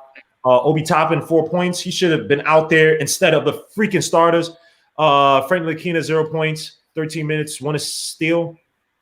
Alec Burks 16 points, 7 for 13 from the field, 2 for 5 from the 3-point line, 3 rebounds, 3 assists. Emmanuel Quickly 12 points, 4 for 9 from the field, 1 for 2 from 3, 3 for 3 from the stripe, 2 rebounds. Then on the flip side, the Pistons shot 38.9% from the field, 29% from the perimeter, 80% from the stripe. That is terrible. Jeremy Grant, 21 points, 7 for 19 from the field, 2 for 9 from the 3-point line, 5 for 6 from the stripe, 8 rebounds, 1 steal. Sadiq Bey, 10 points. Mason Plumlee, 9 points. Dennis Madrid, 7 points, 3 for 11 from the field, 1 for 4 from 3, 7 rebounds, 4 assists, 3 steals, 1 block. Isaiah Stewart, 4 points. Saban Lee, 9 points. Wayne Ellington had 15 points, 4 for 6 from the field and from the 3-point line, 3 for 3 from the stripe, 1 rebound, 1 steal, 1 block. Wish you would have done that more last year. 12 points for Josh Jackson, who was 1 for 6, 0 for 1 from the 3-point line, but it was 10 for 12 from the stripe, 2 rebounds, 2 assists. For some team stats, I can't even find it or pull it up. Hold up. Oh, yeah, for some team stats, Knicks scored 52 points in the paint, Detroit 34. They had 16 fast break points. We only had 4. The biggest lead for us was 24. Biggest lead for them was 3. We had 32 bench points. They had 43. 11 turnovers for us, 15 for them. And points over turnovers, we had 16. They had 11. Regarding the rebounds and assists, to see if the Mitchell Robinson factor was hurting us. We had 41 rebounds, 8 offensive, 33 defensive, 16 assists, and they had – I'm sorry, my bad. They had 41 rebounds. They had 8 offensive, 33 defensive, 16 assists. And we had, if I could just freaking scroll up with the stupid mouse, we had 41 rebounds, 6 offensive, 35 defensive, and 23 assists. So guys, take it away. Give me some color in this game. Game was kind of just a good victory over a bad team. Nobody got hurt, so that's always good. We just good. Nothing else to say. Yeah, I want to talk a little bit about Randall. How in the beginning of the game he started off. I was thinking he's probably gonna have a bad game. It looked like he had no legs, and all of a sudden he comes out the half, and all of a sudden he's looking like Randall. You know what I'm saying? That's the Randall we've come to know at this point. And I think, this game bored so many people. Go ahead, Don. I'm saying, and I think that his game, I've seen him do that a couple times where he starts off really slow, and then he fixes things up after. You guys are doing all this sign language and it's confusing me. I'm sorry. Go ahead. It was a comment. It wasn't you. We listen. It was just a comment. Okay. It wasn't you at all. It had nothing to do. It was a comment that someone put up. Go ahead. So and other than that, I think RJ had a solid game, and it comes to show that he needs to play good. He needs to be the Robin to whoever's Batman, at least at this point with our current roster. Okay, fair enough. And it's the Kings calling this game, bro. We smacked them. We expect that we was gonna go ahead and win, and Julius turned it on. RJ turned it on. It was no holding back. After that, it was just Tokyo Drift all day, baby. It was just smooth. Everything was on cruise control. If we was gonna lose this game, it was gonna be a problem. But they wasn't trying to have that. We wanted to be a game over 500 finally after so long. Come on, man. It's over. They're not looking back, man. We need to win these games that we need to because our schedule is so tough. So I don't want to hear nothing, bro. It's over with all that. Any team that's under 500, we're supposed to win, guaranteed. That's how I feel. Other than that, they did great, bro. They did awesome. It's tough, man, because I still don't think we're at that spot where anything's automatic, but you have to be aggressive with these. You got to be focused and aggressive, right? You got to – the games that you got to have. Let me put it like that. You got to have these games. You can't take it for granted. You know what I mean? Again, they had guys who could shoot the three. Not to say that they were, it got scared, but at one point they're up by 3. We got slide. It was very early in the game, so whoa! What the hell is? Oh, that's me. My bad, y'all. Hold up. That's a stupid ESPN site that freaking just plays videos randomly. Sorry about that. So yeah, it's just one of those games, man. You gotta have it. You want to be a so-called playoff contender. You gotta. And the thing about Taylor, I don't like what he did, man. That last 5 minutes, 3-4 minutes. That's the time to get Obi shots. That's the time. They're not gonna. Not to say they can't do it. But I think you could leave out, I don't even say Rose. You could leave out a quickly Obi and feel safe enough that they could keep the lead. I don't mind winning this game by only 12 if they make a run. You know what I mean? But let me get that experience by Obi because we're talking about Taj Gibson being hurt. We don't make a trade for a big man. Obi's going to have to get big major minutes. And all the shots he took tonight, the ones that he made that late, he still looks very raw. He needs experience. So Tom Thibodeau, I don't know what that's one thing I say I don't like about Tom Thibodeau. I still think he's a good coach, but I don't like him doing that. He has to stop doing that.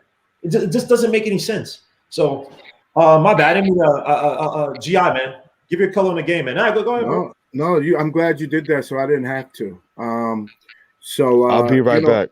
Number one, I just want to start off because this no game ball, the post-game interview, really was 3 games coming. Every win that we had, he's been a big part of it. And it shows that we don't need a high-power scoring center in this offense. We need the defense first, which is why I hope people respect Mitch more. I'm telling you, Mitch and Noel could be our 1-2 punch for a long time coming. Now, I do worry when we play big centers, but there's not a lot of big centers. And I think, there's some teams in the playoffs this year going to show you that they can get it done without that. And then maybe the fans will feel a little more comfortable. Number 2, to the DSJ fans, let go. Let go and let God. Tonight was it's okay. If you had any doubts, if you had any concerns, if you were like it's not fair, Just tonight, let go and let God, and hope he stays in the NBA at all. Forget about him being a Knick. Forget about whether we didn't use him. Just hope he stays in this league as a player. And number 3 tonight, I see what it takes to get a top 5 draft pick. I am now giving up the fact that I don't know that we can be bad enough. When you see teams like this, we're just not getting it. We saw who we see, the Sacramento Kings. We blew them out. And we saw the Detroit Pistons. We're not. That top 5 was, and that's what I kind of expected this year. You know, we muddle along. G.I., why you do this, man? See, G.I. thinks he's slick. We I'm didn't have just to talk about the top 5 whatsoever. I'm just giving my color. Why you do this to me? After you watched Kincaid score 40 points yesterday to beat Oklahoma. I'm just giving my. Why are you doing this, man? I'm just giving my color on the game tonight. I don't want to hear. No, give your color on the stupid game. I don't want to hear about. Well, Detroit is the team we played tonight, and they are headed. Gonna get Kincaid. Detroit's gonna get Kincaid. They're gonna ruin him. Game of the year on Tuesday. Game of the year on Tuesday. They're headed for one of the top 5 picks in the NBA. This is what a team looks like tonight. That's getting the top 5 pick. And I want the fans to understand because they're like, oh, we're going to get this guy and get this guy. Do you see the Detroit Pistons? Oh, they're getting one of those picks. And you see why they're getting one of those picks. You don't even – we're just above 500, and we're eons better than these other teams. So all of that top 5 pick is over. You know, I don't know where we go from here. You know what Gmo, I need you to make me understand what we can get between 8 and 12 in the draft, you know, and maybe 8 might even be a reach, but but we shall see. I will tell you this, man, and suit to Stevie Fox, man. He's the one that put the bag, because I saw this guy before, but I wasn't sold on him. He sold me on him. James Bouknight, how do you pronounce his name, as a point guard. If you watch him, DI, go watch him. Just come back to me and tell me he's more of a combo guard, but he's a starter in this league. So fun fact. My baby cousin is RJ Cole. He plays for the UConn Huskies. My daughter is a hopefully All-American triple jumper for this year. She just texted me. She broke a PR and made it to the indoor NCAAs. So UConn. Congratulations, man. Thank you. So UConn. Congrats. Look, I'm trying to be humble. My daughter went through that. So UConn is on my must-watch list because of that. So I've been knowing Bouknight. He did some stupid stuff in the offseason that may come up during draft time. My daughter, and you know what? Let me shut up now. But he did some stupid stuff in the offseason. That's public record. That probably will come up when the draft comes up. But you know, I wouldn't mind. My daughter would go crazy if he came to our team. All right, definitely, James. James Bouknight would definitely. It's James Bouknight, right? Yeah, James Bouknight would definitely be a solid player. Watched him yesterday. The speed, be able to get past certain players, the dribble, the court awareness. Even though he's not a high assist guy because he's just a tag guy. But Tom Thibodeau, I think, would mold him and love molding his game. But let me ask you guys about this. Now, this game, it is what it is. Randall had a Randall game. It actually feels nice to say that he had a Randall game, and it's a good game. It's a nice straight 20th points, career high, by the way. 25 points, 10 for 18 from the field, 3 for 6 from the three-point line, 8 rebounds, 6 assists. I mean, we talked about this, man. I didn't ask Ace. I didn't ask these guys. Is Randall at this point a franchise player to you? I think I asked Ace already, but Hadouken. Yeah, you already did. Hadouken, did I ask you? Hadouken and TL, man, salute, bro. Are you convinced that Randall is a franchise player? Salute. Is Randall? I mean, he kind of playing like one. I'm not gonna take it away from him. He's quickly turning into one. Okay, all right. Everybody seems to be very, very moderate on the GI's about to fight me, but I was like, yo, Gio, you gotta give me a little bit more time, man. And we you have know what it is, bro? Is that it's like all these, these Knicks fans that they never seen like a player do something consistently, so they're going crazy about it. It's like, yo, like calm down. You got to temper expectations. Thank He's you. doing, and my whole thing is just like, look, I'm not one of those people who's also like necessarily being a Debbie Downer. And it's like, yo, like I don't think he can be that. I just think let's talk about that when the time comes. As of now, we're still midway through the season, and there's a lot more that needs to be seen and done. And it's obvious that Julius still can't get us over the hump come Hmm. playoff time. You know what I'm saying? We still need another piece, bro. It's like I love the guys that we got, but we need to make some improvements, and that's obvious.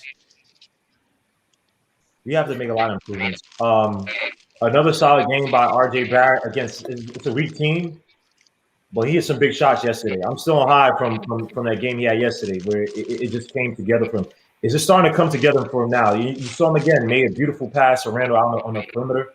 Again, he finished the game with 21 points, 3 assists, 5 rebounds, 1 block, 1 steal, 8 for 13 from the field, 2 for 4 from 3. Since outside this game, since the beginning of the season or the beginning of the year, shooting 39% from 3. No one, I know everybody kills RJ Barrett, but are we seeing developments by RJ Barrett that could convince us that he can be, at the very least, a number 3 player on this team for years to come? I think that we definitely are, and if he finishes the way that he finished today at the rim, and he continues to shoot the way he's shooting, like he even hit like 1 or 2 mid ranges. I don't remember. Mhm. I feel like he needs to start taking more mid range shots. He needs to train with Melo in the summer. I feel like he would love to help him.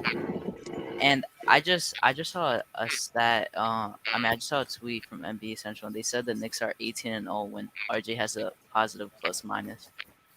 That's pretty. I know that's a small stat, but I just It's tough to judge that. But RJ, when he said mid range again, one thing I didn't like is that he did draw a foul on this one. He picks up his feet too early when he's driving. You know what I mean? I want him to, and I think it's more of a functional strength thing with him. But I want RJ Barrett to work a little bit more when he's driving to the basket, right? To keep that dribble up, and then also work on his functional strength where he can body a player late. You know what I mean? I've seen Jimmy Butler do it multiple times. By the way, I'm gonna post up my dude Hinton's Instagram. So guys, please go and support my dude Hinton. I'm gonna definitely check this out. Thank you. Definitely love some. Oh man, I just followed you, and I'm right. Fubar. Cool. The problem I have. Candles, bro. Yeah, I did. That was how I started. Yep. So, but I stopped that. But my wife told me I should go back to that because she used to like the ones I used to make. So we'll see. Everything's coming soon. Website, all that stuff will be coming soon. I'm trying to get that before the year's over. So good stuff. Okay. The problem I have with you guys is you are I'm willing to be patient with the young guys. But you guys say what they're doing now, and you're willing to project out on what they can become. You just did it with RJ. You just said if he keeps doing what he's doing, and you say it in a very upbeat tone, and I don't take that away from that because I want the best for RJ. So now you're assessing my. Let me finish. No. You're not gonna put these little things. So you put it in the jury's ear. You know the judge's gonna be like overruled, whatever. Give me a chance to finish. And you guys and you're excited about it because he's playing better, and we should be excited because he's been under fire. He got under fire for 2 games. So, and you're projecting out if he keeps doing this, that this is what he'll become. But Julius is coming out and giving you all-star numbers in the same amount of time. Even last year, if not for his turnovers and stuff, if not for his mistakes, which were easy to correct. He already had the game. He even improved his jump shot. He continues to work. He continues to get better. But you guys are saying because I'm a long-suffering Knicks fan, I should be temper what I'm seeing and not trust my eye. I just want to remind you guys I'm 50 years old. So I watch the 80s to 90s Knicks dominate night in, night out. I know what winning basketball for the Knicks looks like. I participated in it, which is why my expectations are so high that we could get back there. Because in my adult, 18 to 24 years old, I watched a very, very good basketball team night in, night out, push their will on people. So I am not, while I'm long suffering, I still know what good Knicks basketball looks like. And for that, I'm proud of Randall, and I'm going to not temper myself, because if we're going to talk about the playoffs and the fact that we're in the playoffs and we're in the playoff picture and we're one game above, 500, that is on the back of one player and one player only, because there's only been one guy that's come in and done his job night in, night out, without question. Double team, triple team. He continues to share the ball. He continues to rebound the ball, and he continues to score the ball. So here's what you think is slick. I said it the same for both of them. So I said if RJ, if he does this, is good. I said if Randall just shows me more, if he will be the franchise player. I just look. You said you've been a Knick fan for years. I agree with you. We've been all jaded, and stuff. I watch other guys around the league too, where you see these they could be a franchise player, and it didn't pan out. You've seen guys kill it in contract years. The Bobby Simmons, the Tim Thomases of the world. Not say those are franchise. I'm just saying like they balled out, and it's like, yo, who the hell is this dude? The John Solomon, Sam Solomon, how do you pronounce his name? You've seen this from these guys who give you these superlative years, these superlative halves. We gotta wait. That's it. But I said this is what I said about Randall. I think Randall is on a stronger trajectory to get into a franchise player level than RJ is at becoming a so-called number two go-to scorer on the team. Okay, I never heard you say that before. Who's the names you use to compare to Randall? John Solomon? No, it's not franchise player. I was just comparing this guy. G.I., you think he's slick. G.I. ain't worth it, man. This guy, he thinks he's slick. Wait, I didn't hear who you said. I'm saying that those guys balled out all-star years. They gave superlative performances that tricked everyone. I'm not saying that's going to be Randall. I'm just saying that I've seen it where guys who are on a trajectory to be that guy, or not even franchise, just be a foundation piece, and it didn't work out that way. They played it for a contract year. But Randall, to me, again, okay, let me ask you this, G.I. Let me ask you this. Because I always say it, but no one ever says anything. Give me 3 to 5 players that they were putting up decent stats like Randall was, just on the surface.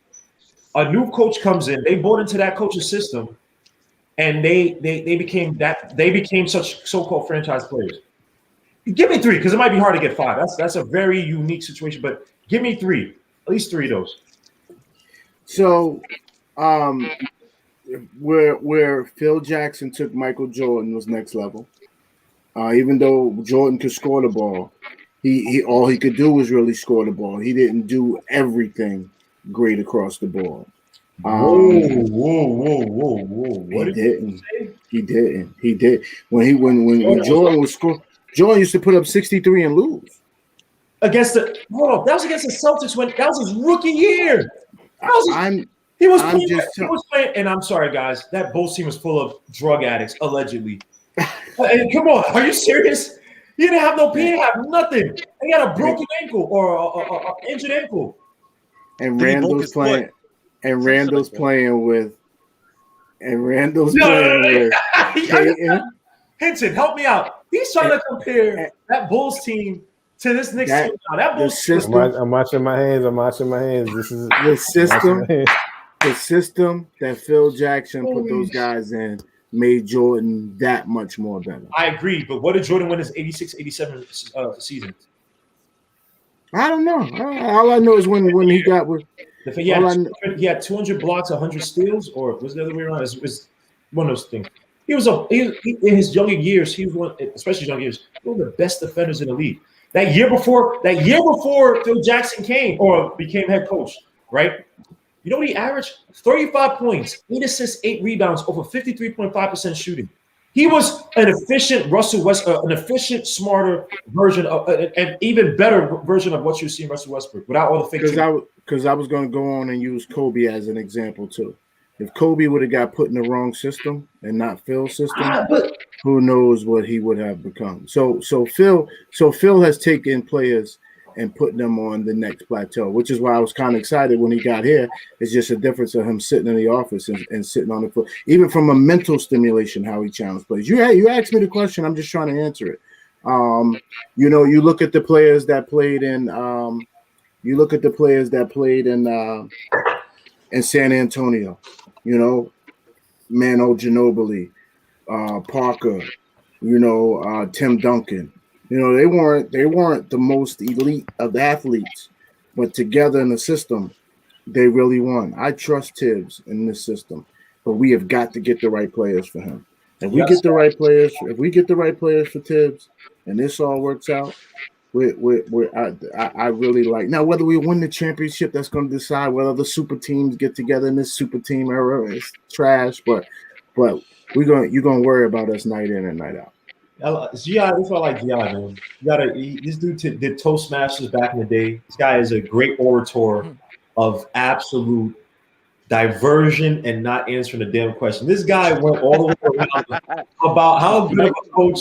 That was not my question, but you know what? I'm gonna let G.I. live. I'm gonna take this. I'm gonna take it as a T-code. I answered the question. You asked me what players were better. Give me one. I gave you three. I gave you Michael Jordan. Then I said Kobe. If Kobe didn't play with Phil, Kobe wasn't doing that before Phil Jackson came. So okay. So come on, G.I. Yo, sorry, guys, but I'm gonna head out. All right, it's not that many. It's not. Thank you for the not that follow. many. Run them likes up. Oh, I'm There's not that many examples. No, we'll talk. Trade RJ Bain. See, it's tough. It's not that many examples. But you have a lot of examples of guys who are producing, and when a new coach comes, or they don't change their game up. That's why it's so hard for me to just go ahead and first pause and be like, yo, Randall is that franchise player. It's got some time, but he's on Tibbs is in year one. Tibbs and Randall are in year one, a half a season of playing together. To me, it'll only get better. Randall's born into the system. Now I need the Knicks to start giving him that preferential treatment, like a franchise player that makes him feel better, inviting him to the fancy parties. Dolan got to pick 2 or 3 players. Randall's always on that list. That's how you start to feel like you're more when LeBron gets asked who do they want to bring to the team. I want Randall to have that type of cachet. Well, first of all, I think that he should be in those. He should be considered for that. But again, half a season we played a lot of teams who are missing players. Let's see how the second half comes. Let's just see how Let's see how the second half manifests for us. You know what I mean? I'm not killing Randall. He's fine. I just don't drink the Kool-Aid yet. He definitely improved on his shooting. He's improved in every regard of his game. And again, a lot of players do not do a lot of good. Bro, there are not a lot of good players in the league that do that. That they're already producing. A new coach comes in, and a new regime, not a new coach, a new regime comes in, wipes everybody out. And let's talk about the off court, because again, this is business. Okay, he loves his wife and kid. He doesn't get into any foolishness. You don't see him hanging out in the club. In the off season, he brings his body in, and he was one of the most in shape players when he came in. He plays minutes through the roof. I just don't. You'll be hard pressed to find 10 other players in the league doing what Randall's doing to improve his game. Hey, I'm listening. There are a lot of superstars that do that and they don't talk about it, or there are a lot of superstars who literally work to the bone. They come in and they're they can see like Randall's doing something that's foreign. I watch a Jimmy Butler workout and you may not be about to die. Listen what you just said. Thank you, Jimmy Butler. I love that. Give me the names. A lot of NBA players don't care about their body, but there are a lot of them who do, or a good amount of them who do, who work it. You just don't see it.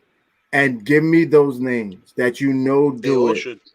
And then tell me, KD. Mm-hmm. Like I say, definitely not James Harden. I've seen Steph Curry. Mm-hmm.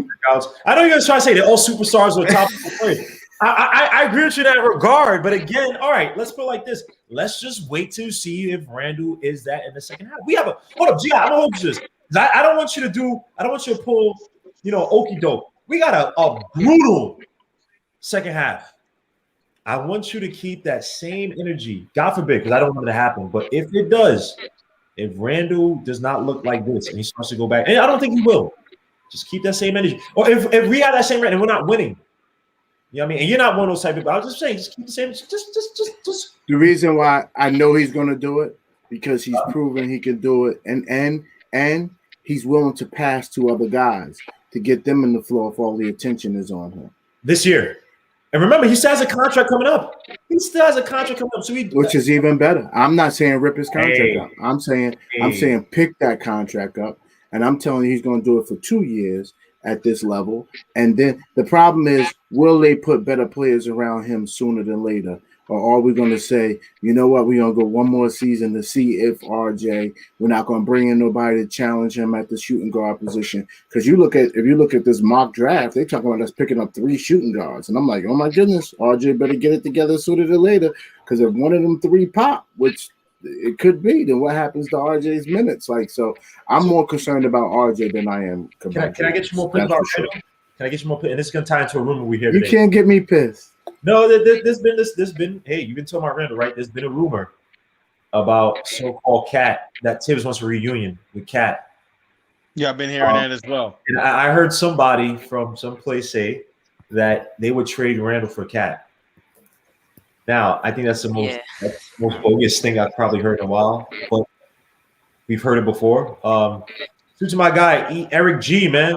Whole argument with that guy. Looking like a West Coast bato, man. Look at this guy, yo. What up? Look at bro, chill out, man. This guy throwing up all the gangs. Yo, chill, man. We cool with the S. Nah, love. Listen, if you think Cat would have put this team, Cat plays with better players around him.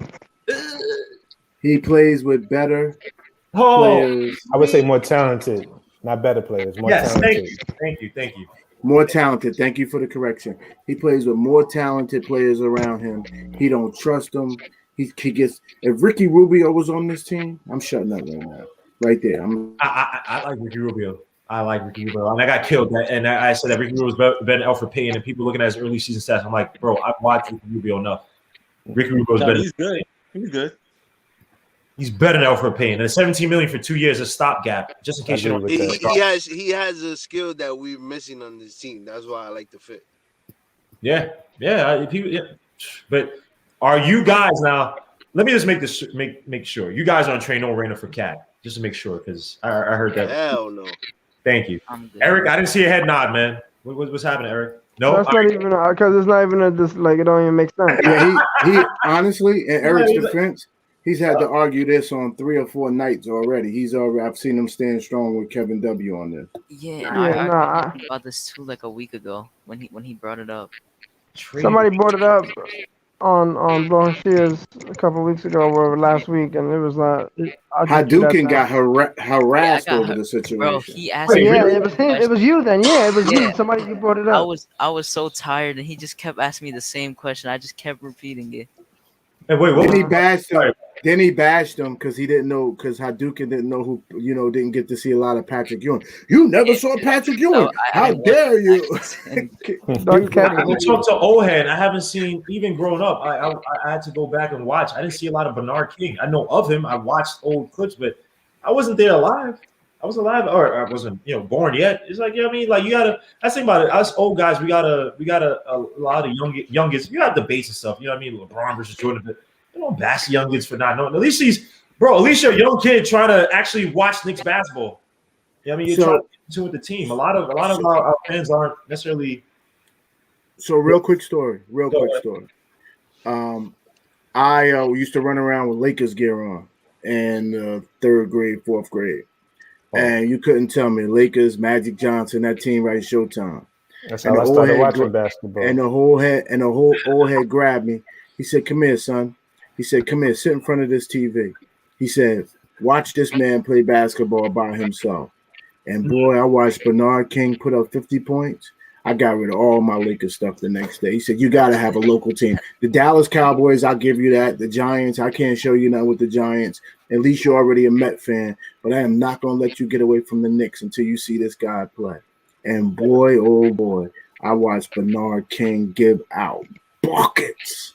Yep. I watch clips of him, man. Bernard King he's a walking bucket. He was Melo before Melo, something like that. He was Melo before Melo.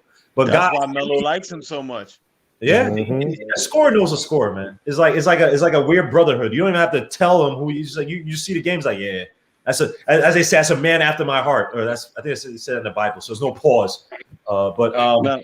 Give me this on Cat though. You have it with Cat. Cat is a again. He's a beast. Cat has more talent than Randall, but mentally and great. Again, this season I'm not judging. Like I know my man Hinton said, I'm not judging because of his mom passing. Take the season out the equation. He's had previous seasons where he did not. It seemed like he was the one that did not buy into Tom Thibodeau's system, and he was a man in Minnesota, so they went with him versus going with the coach. You know what I mean? Butler obviously swears by Tom Thibodeau. Wiggins liked Tom Thibodeau. He's like, yo, I liked him a lot. That was I had absolutely no problems. So it had to be Cat. Now we'll take it back now with the whole mother thing. Cat is a player who is going through it, right? Let's be honest. He's trying to find some semblance of sanity on the court. I can't fault him. Whatever to help him get through that pain. That guy's been through pain times 20. That's like to play devil's advocate. Go ahead. In that sense, where you talk about, dealing with a lot of hold on. FG, man. Salute to Lloyd Banks, man. Salute. I guess salute to Lloyd Banks. Shout out, baby. G Unit. Salute to you, last time I seen you, they said I was being a fan, so I'm just gonna say because you started going. You started going. I tried to you started going. That's the real Lloyd Banks? Yes, the real Lloyd Banks. That helped me grow up. Salute the Banks. Your verse on Salute the Banks, all love. It was just what I lived by back then. But I'm gonna just shut up. Salute to Lloyd Banks. Yeah, don't fan out. Salute to Lloyd Banks. I listen to Karma at least one time a day. That's my favorite, one of my favorite tracks ever. No, don't do that. We're fanning out. Don't fan out, Eric. We're fanning out now. So don't make it uncomfortable. Listen, real quick, I'm gonna be honest with you. To play devil's advocate with Cat, one can make the argument that he lost like 8 family members during this COVID pandemic, and he's from the area. What is it like to be home with your family? What could that do for his sanity? You know what I'm saying, on and off the court. Maybe it works. Or maybe a situation like this can make him, him gain some respect for Tom Thibodeau. Like, damn, yo, I had a good coach, man. But Eric, how much are you investing into that, man? Because you're talking about it's not just you also. I think one of the harder things to do because in the NBA, bro, you got a lot of kids, right? That's why there's certain coaches, especially you got a lot of kids who come from broken. I'm not saying Cat himself, but you got a lot of kids who come from broken families, like their psyches. You growing up and people, you may never even want to play basketball, but because you have to help feed your family, you need to grow up at the age of 14, 15. You got scouts trying to use you. I mean, you got a lot of kids who never got, that male figure to be like, yo, I got your back. I'm not looking for money. You know what I mean? And you see certain coaches treat their players like that. You know what I mean? That's why there's certain coaches, they could tap into that psyche of a player. You know what I mean? Can Tom Thibodeau, and Cat is different. Obviously, he's lost parents. And that might even be worse. When you lose somebody, that can be a scar that never gets healed. I had a friend at my old job. This dude, you look situated by this dude was popping pills popping pills, drinking pot. He was basically he's still alive now, thank God. And this dude could play ball. If you actually see him before his mom died, this dude was skinny, lanky, was yamming and everything. Working with him, this dude was fat because the pain of losing such a loved one. His mom was like his best friend. You know what I mean? That's an overtime job that might actually, in some regards, trying to fix that might hurt the team. You know what I mean? You might have a Cat where he can't play a game because he's out of it mentally, and I can't kill him for that. That's his psyche. But it's like, damn, you're in a weird situation. Can Tom Thibodeau tap into Karl Anthony Towns' psyche to get him out of that rut, man? He told the ref the other night when we played him, suck my D. I've never seen Karl Anthony Towns say that was crazy. Yeah. Listen, I don't want Cat. I was just playing devil's advocate. But my name, I don't know if y'all see my name. It says MVP. Yeah, baby.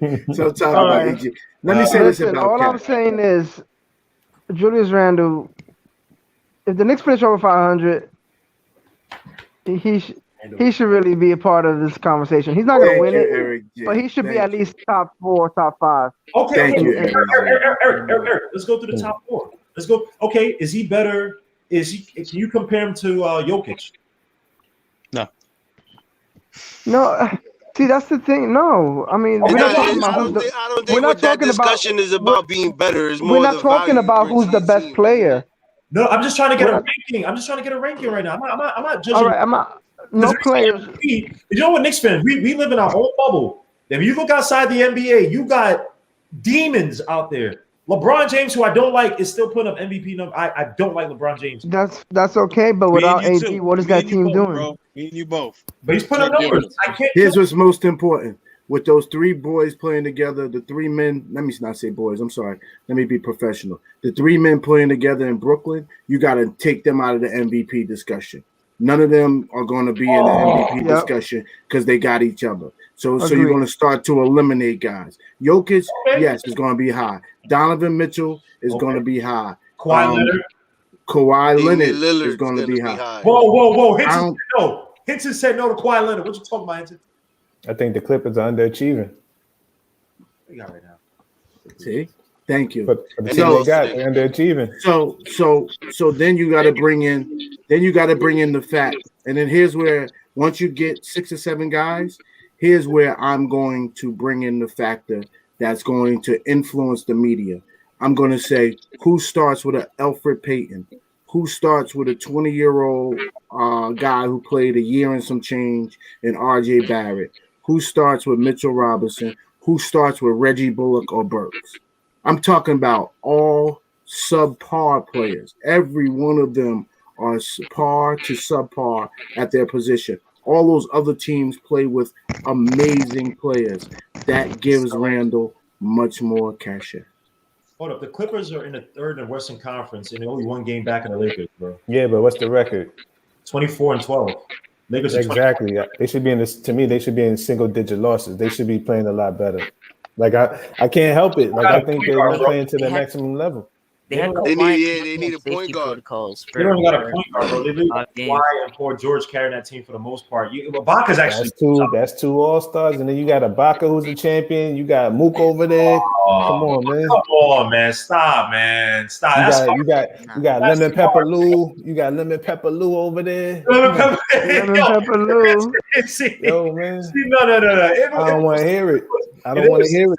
Eighth, I understand, but bro, come on, man. Because imagine if we had that team. You would definitely say we was underachieving with that team, with 12 losses. Listen, if we just had Mook, I don't know about that. Yeah, come on. That's tough, man. That's tough. The Lakers are. They got Zubac at center. They got a center who's serviceable. Just as serviceable as Mitch. Like, come on, man. Like, bro. I'm not trying to hear it. The Lakers, who literally I said serviceable. I ain't say I said serviceable. Did the Lakers go on like a 10-game winning streak or 9-game or something like that, like some ridiculous run? And the Clippers are still right there. Come on, Hinton. Come on, bro. And then the Jazz, they have 6 losses, but they've been stupid dominant. Like the Jazz are a deep team. That's what we shooting for. Let me tell you what else is ridiculous. The Kawhi Leonard is not MVP candidate, bro. Let me tell you what else is ridiculous. But I'm saying that he's not where you got him because I think they're underachieving. Oh, but that's what I say. But MVP though, because I'm trying to, and I'm not trying to see where Randall fits in with those MVP candidates. That's why I said he does better than Kawhi right now. Is he better than say even Donovan Mitchell for the Jazz? So MVP isn't about being better; it's what you do for your team. So he'd have to win a lot more. Right. Go. He has to win a lot of games. So he'd have to win more games, but it's about it's how you elevate your team. So I'm just saying he was not the MVP, but he is definitely going to get some votes for some people. Just like it was no question, it was never a question in my mind through 20 games whether the coaches. That's why I told you, Knicks fans, I didn't like that. Let's use our Knick power and vote him into the starting 5. I didn't like that at all. What I wanted to see is that the coaches of the Eastern Conference started to recognize what they had to do night in, night out to make sure they get a W over the Knicks. That was more important to me than anything. And real quick, while I got the microphone and I'm shutting up, the cat thing makes no sense is because you would have to send so much assets to get him. Exactly. And you're really going to include Randall and some other assets to get somebody who might not make us a better team. And we have all those assets to build around Randall. That's why that's so ridiculous. You sending more assets than you would send for Bradley Beal. Yep. Yeah. Yeah, I Like you It's just gonna sending be I more would take assets than Bradley you are for Beal over Bradley what Beal. him. happened with Melo. It's gonna be the exact same shit what happened with Melo, and I hated it. no Now curse. that I now agree. Oh that yeah, is my bad, something my that's bad, a my bad. dangerous move. It'd be So the hold on, say exact again, same. Hinton. I said that's a dangerous move trading for Cat because you sending them you sending them a ton. I just again, this is why I get scared, even with a guy like Bill, because I think that if you put up absurd numbers, if your stat line is such and such and such, your team should be a lot better because of it. To me, that's I'm old school like that. If you put up those many shots and you score like that, that's great. There are guys who just literally just scores, but you should have an impact on the court with all players. Not necessarily. I know, look, there's some teams you're never going to get to playoffs, but the Wizards, even the Wolves, you look at a guy like Cat. You're talking about a big center that can shoot the ball, post up. He can do everything on the court. He doesn't defend well, but he's not elevating his team.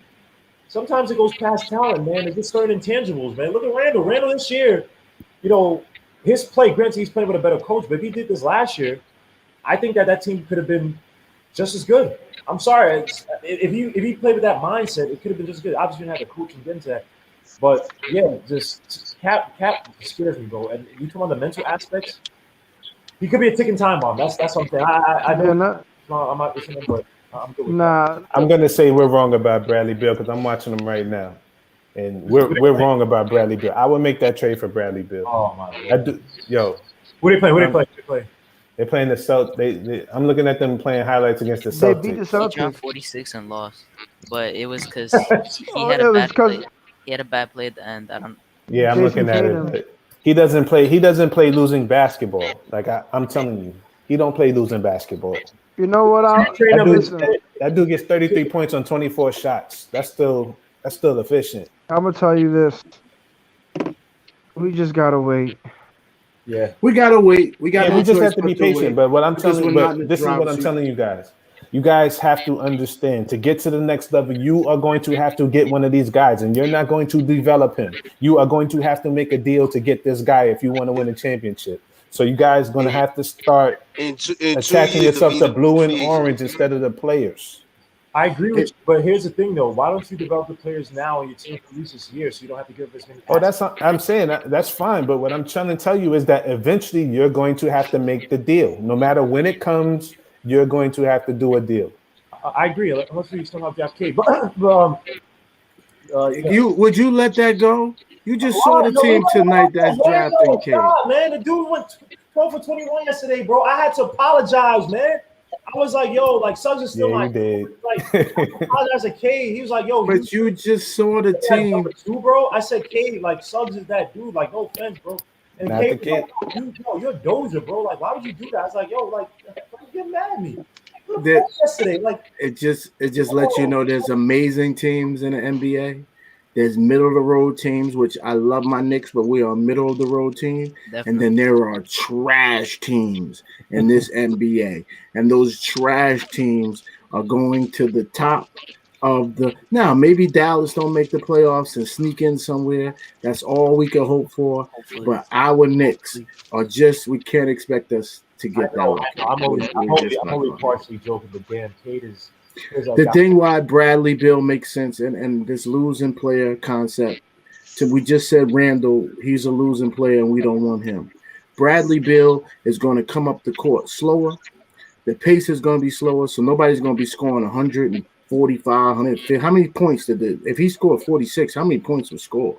111. Like 111. It wasn't. Yeah, almost half their points. The pace is going to be slower. He's going to play with somebody where he's going to be able to play off the ball. Randall will be on the ball. He'll be off the ball. I don't know what other players will have, but with those two players and some other guys, man, you talk about efficiency on offense. That's going to be next level, and that's going to make all the difference in the world. And Tibbs is going to stay not smiling. Tibbs is going to be looking to push players. Either Bradley Beal or will flourish here, or he'll get traded again and move for more assets. That's the blessing. Even if we get him and it don't work, it's not like he's a broken. We can move him like we got him. I just don't know if he'll want to play here. And it don't even have to be Bradley Beal. But what I'm saying is that next guy is you're gonna have to get that guy in here, and it's not gonna come, through the draft. Like I don't expect it to. So It could, but I feel you. It could. But remember, if that's the case, then it's going to take 5 years because this guy doesn't show up because development don't start showing until year 5. Hey, James, unless you Kobe, Bouknight could be Donovan. And that still took a minute. So you still talking 5 years from now. Donovan Mitchell only his first Randall's year. gonna be 31 in 5 years. James I ain't got time for that. James Bouknight made the sorry. Donovan Mitchell made the playoffs in his first year, bro. Yeah, There's he hope. averaged 21. There's hope, baby. Don't do that, Hinton. There's hope. You know what I'm saying? Oh no, I always live with the hope with this team. But what I'm trying to tell you is that you guys stuck on the process. You know what I'm saying? That process is gonna be a minute. You know, like that's you want to add another 5 years, or you trying to, and like I said, KD and Kyrie, they're gonna be done in 2. But here's the thing. In James, and we should be building towards that. We should be building to finish them off. I agree, but I want to finish. I want to build prudently. You know what I mean? I don't want to rush. I understand that. I want to do the same thing, but like I said, 2 years from now, I want to be finishing them off. Gmo, here's your biggest problem. Go ahead. Then why is Tibbs your coach? If you're willing to wait 5 years, and Tibbs only well, if you're willing to wait for year 3 of Tibbs's 5-year contract.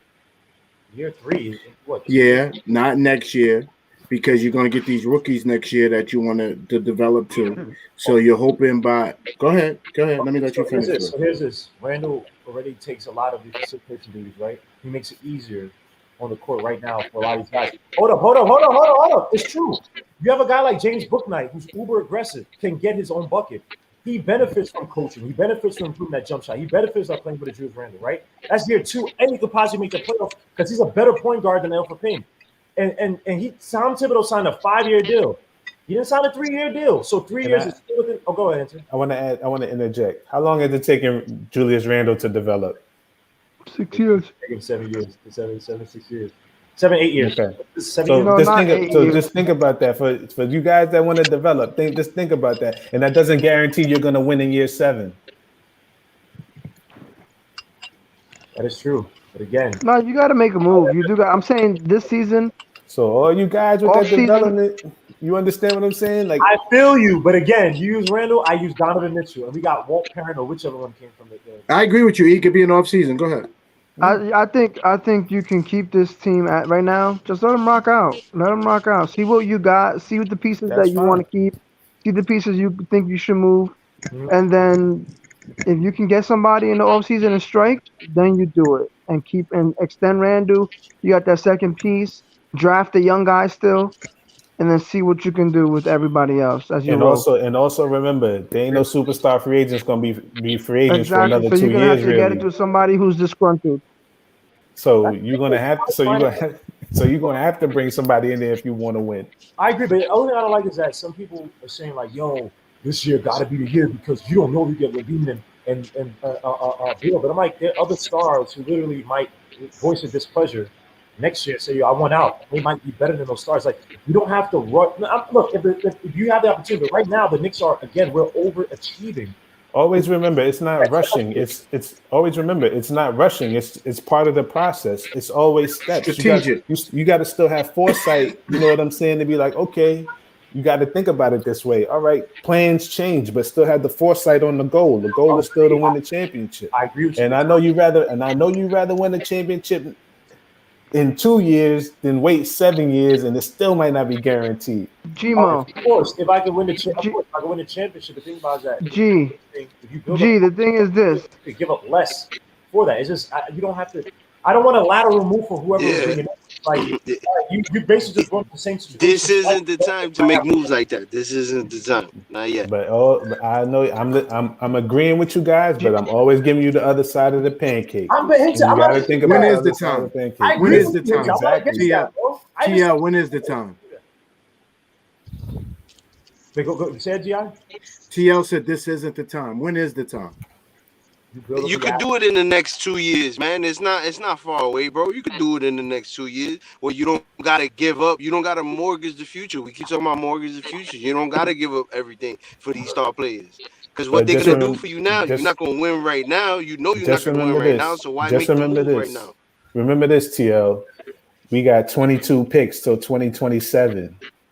The farm ain't gonna be empty. Those would be It's not the Melo situation. It's not. You just got like you guys say, the draft is not a given. This draft could be talented, and the drafts that we may not give those picks that we keep in the picks for, they be trash drafts. And that's what I'm saying. Look at the Celtics situation. Look at all the picks they had. They was hoarding picks and yada yada yada and doing all that. And we gonna get this. And we was waiting on Memphis and we was waiting on Sacramento. And what happened? 14, like us, right? 14. Here's the thing, though. It's with the Celtics, though. And again, I'm not against giving up picks, right? But at least let me have a foundation to my team. I want to. They have a foundation, though. They have the foundation. They still. That's what I'm saying. And they screw. That's on them, though. I don't know what was holding them back. I would have traded one of those. Man, maybe not. See, because like I said, you hoarding picks and you scared to make moves in critical situations, and then you wind up 17-17 next to the Knicks when you should not be next to the Knicks in this situation, especially when you've been to the conference finals 3 out of 4 years. Right, and this is the guy. This is the guy who's willing to trade all of next year's draft for Cade. He's willing to give up 8. If it was 7, 10, and the third rounder, he'd give all that up to move up to draft Cade. Look, that was the other day. Look, I'm all about team development. But it depends on who I'm keeping. We're not going to talk about Cade anymore, man. You know, Cade, he doesn't want to come to the Knicks. It's fine. You know, look, just don't do it for Cade. Well, talking about when we talk about players who like want to leave their current team and disgruntled stars. The Knicks are always linked to that, even if there's no truth to it, because it's the Knicks. Yeah, because that's the Knicks for clicks. That's to get you. Right. That's to get us in. Because we're the number one market next to the Lakers. Right, the Knicks were never in those positions. Recently, the Knicks are never in a position to go get a disgruntled star and be able to win with them. They were never in that position. Now, players can see the Knicks. There is something here, something brewing. Got a good coaching staff, a front office that's respected throughout the league, and you got some young talent, and they're playing hard, and they're winning games, and they're over succeeding. And if you could do that and show a star that, they say, you know what, Randall's balling like this. I think I might want to mess with that squad. I think I might want to be. Yeah, listen, let's go do that. Let's figure out how we can get over there. A lot of those stars too. Like I said, I'm all for it. Thibodeau develops, and they might be like, you know what? Well, he got him to develop that part of his game. I have a lot more trust in that system than I do in the system. I don't mind him to develop. So again, I'm not against it. I just feel like this year is not the best year. But I am for it. Look, I agree. This year is not the best year. That player, he feels a foundation of pizza. You have a foundation that still exists in here, and you're getting consistent wins. We're not losing to the Magic. You're not losing to teams that you could get up to a point where you're saying we should beat this team because we're that. See, the thing is, you can't say that because the Pistons still go big game. Like if you look at the schedule, they big fish hunt, so you can't even guarantee every night you beat the Suns. They beat the Bucks. I understand what you're saying. Let me reword that in the sense of that. We're confident because we have at the very least, we have a consistent offense. Our offense isn't last in the league. I mean, we have guys that we can depend on if Randall's cold. That's fact. Something like that. Give me something like how the Clippers had before they made that big trade, where you had a decent foundation. Okay, and granted, that was some of the shoots we got. They cleared the whole team for Kawhi, for George. But right now, it's just we're so bare bones, and we don't have a lot of talent. So we're giving up a lot. And I understand the picks and stuff like that, but I just feel like whoever you're bringing in this year, lateral move. Next year, talk to me next year. I have no problem, especially guys. But you got to remember, But this is what I'm saying. It's not a lateral move because we've been so bad. The next move is actually an upward move. Think about that. We've gone from bad to mediocre. And we didn't even know it was mediocre. Let me ask you this: is this team better if you traded quickly RJ, Mitch, and several first rounders for Bradley Beal? That's too much. I'm not doing that. That's too because my goal in my trade scenario, I'm keeping RJ. Like so, it's RJ and Randall, and I'm starting from there. That's the thing. And if they, this is what I keep saying. That's what everybody else is saying. And that's what I'm saying. It's not. But see, I'm going through the process, and like I said, I'm starting with RJ and Randall. And if they want RJ, then the deal is off, and then I just work my way around that to win this title. But that's what. But that's my foundation. At least what a lot of people here implying, like, "Yo, I'm not trying to give up a foundation now to get those guys." I think everybody, at least We don't have nothing now, so I don't even understand why you not. But that's what. Hold on. Hinton. And T.O.'s my witness. A lot of people been saying, another content, two other content creators out there. Other players been saying, yo, I trade RJ and a Mitch and IQ for that guy. It's like, oh, who else are you gonna have to play alongside a Bradley Beal? Just Randall and Beal? And a Beal? I could still work with that in the big picture things. I could still work with that because I got a 3-level score, and then I got two guys who are gonna get me 20 to 30 every night at least. And the funny thing, here's the thing about you. And I could talk about. But here's the thing about when you talk about with the picks, though. You say we have those picks, right? And you still have to wait for those picks to develop. But we still have so much cap space. Like you can still work with the cap space. You're hoping that team does better, so much better at attracts free agents. The Knicks, I know we're in New York. No one gives a f about New York. Of course not. Players give a f about that, like that. But think about this, right? Let's say you did get rid of RJ, right? You still got Kelly Oubre and Mike Conley out there that you could still do for. You could still find. You could bring Noel back. You could work. There's a whole bunch of things that you could work around, and you still under the cap. So you still have to. So this is what I'm saying. Like you still working those scenarios, and you still. And if you trade those picks, you still got picks that you could cop and go. Like you could still move another person and make another deal. Like there's always what I'm saying that there's more than one way to do this thing. You guys can't always be stuck on young players. That's all I'm saying. But here's the same thing, bro. They did the same thing about Melo. And all the but see, that's the thing. Like you have foresight now to be like, oh, they did bad deals. But the first bad deal was you should have never amnestied Chauncey. You know what I'm saying? Like they just piled on. They did what Frank Layden did. They just piled on bad deal after bad deal after bad deal. That's what's considered super front offices, which I think was better than that last one, but for that one that we're talking about. But again, things have changed. Kelly, again, I don't think we're at that point where because you have the cap space and you have a somewhat of a better team. I'm not sure we're gonna have guys just running here automatically. Yo, I want to play. It's like it still might take years to get that. But see, you also have to think about this, right? They have friends, like, and you see Randall and Beal, and guys will still want to play with that, you know. And these guys are still young. You still getting you have a 26-year-old and you have a 27-year-old. So they're still just getting into their prime. So there's still the process. You know what I'm saying? Like you just can't live with young players. Young players don't win in the NBA. The possibilities. Let me say, there's always anything's possible. The probabilities, right? Just given where the Knicks are now, and again we're improving, it's still not that. Yeah. We're that attraction. We're that draw. Yeah. That's what I'm saying. I'm not saying we have to sit here and wait 30 years to develop this. I don't want that. Not at all. I will say this though. It's the Knicks situation is a stressful situation. Like Alan Hahn says, it's the heaviest jersey, you're in the biggest market, and we are volatile fans. Like we don't like that. You know what I'm saying? So it's gonna be hard. But you gotta be willing to take on that. Like you have to be willing to take that on. And a lot of guys don't want to take that on. That's why they don't come here. That's why they go to Brooklyn, because you know that you could do what you want to do. You can have fun. You could be goofy. You could do all that, and you could go do that in Brooklyn. Nobody paying attention to you. Right. Well, unfortunately, we're New York, and we stuck with that. But that's the reality. And the same thing.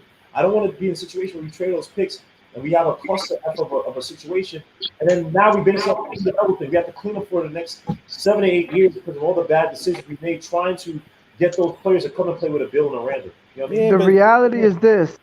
We're in the best position we've been in a long time, Yup. and we just need to enjoy it. Enjoy. It's right. I enjoy it. I love this. But always remember, you're in the business of winning. You're in the business of winning. I agree with you. You're in the business of winning. But we got to walk before we run. Yes, but we're walking now. But guess what? Okay, so let me ask you guys all this before we get out of here. Oladipo, are you sorry? He just declined. No. I don't want that guy. Damage goods. Too injury prone. Yeah, He's done. Injury prone. But see, everybody's talking about Kawhi Leonard. I don't want Kawhi Leonard either because I watch him every day. Did you watch him running today? Yeah, I watched him. I did. No, I'll take Kawhi Leonard. Wow. Paul George probably worse. He's absolutely trash. But did you see? But you see that leg, right? You see? I'm just saying. Do you guys see that leg? No, down. He tried to sell it. I forgot was he passed it out. He tried to sell. I mean, again, he's done just one of my favorite players. We go against Zach LaVine in 2 years. We be all right. So no one here side old people. Well, look, guys. On that note, man, this was extremely fun, man. Thank you guys for joining on. Yo, GI, my brother, man. Hinton, my guy. Peace, everyone. Salute. All right, Yo, deuces. Dukas Roman, see for you guys, man. I'll probably try to do something tomorrow. I'll try to do something tomorrow, a weekly, but I either have it tomorrow. I'll have it tomorrow, and I'll try to have something on Friday. There's no game. I gotta check the schedule. I think we play Tuesday. So We play Tuesday and Thursday. Tuesday's game of the year so far. That's a Yeah, we need to win. We need to beat the Spurs team. That's game of the year. If Good we could coaching. beat that, if we could win that game in San Antonio, I feel real good That's because why I then we got said the that's- Pistons on Thursday. That's We game could of be the 3 year. games over 500. Oh, The way our schedule is starting for the second part of the season, we need these two. we need these games bad. Mhm. Really bad. to start it out and to end, man. But guys, tomorrow, man. Peace, salute you guys, man. Thank you Peace, guys. everybody. Yo, Peace shout to out the chat. Ernest Noel. Shout out Ernest Noel. Chimo, thank you. Hold on. Chimo, thank you. Hold on. Chimo, thank you for having us. I'm gonna do this right now too, because I try to do my IG on my computer. It's saying it doesn't remember my password, so I'll just do it on my phone.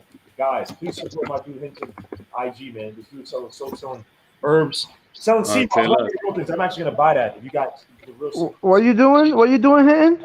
Nah, I just make soap and lotion. So you know, That's tough. If you know from Yeah, that's Martin, he's a bourgeoisie hustleman. So no, I ain't a hustle, man. I'm always joking. I know. He what got you're saying, that. He got that He's King not selling- Earner. He he's not got that selling King on- Earner on a CMOS. stick. He's not selling on a stick, man. Salute, man. Yo, you're not selling no Irish Spring, right? Nah, I don't. Nah, that's the I'm just competition. playing, yo. That's the competition. Nah. We packing. He shaves it and puts his own like logo and then puts it in. Nah, we ain't doing that. No. All natural soap. All natural soap. That's tough. That's great, man. Hold on. I'm gonna follow. I'm gonna get on you. Get at you. All All right. right, say less, man. Y'all have a Yo, good y'all one, man. jump in. Y'all. Anybody going over to Lawrence Cheers? Yeah, All we right. should. I might in a bit. Yeah, I'm gonna check it for a minute. All right. Word. Yeah. Yeah, I'll be watching. I'll probably be watching. I don't know if I'm gonna do panel today. I'm tired as hell. Yeah, that's why I gotta go to sleep, man.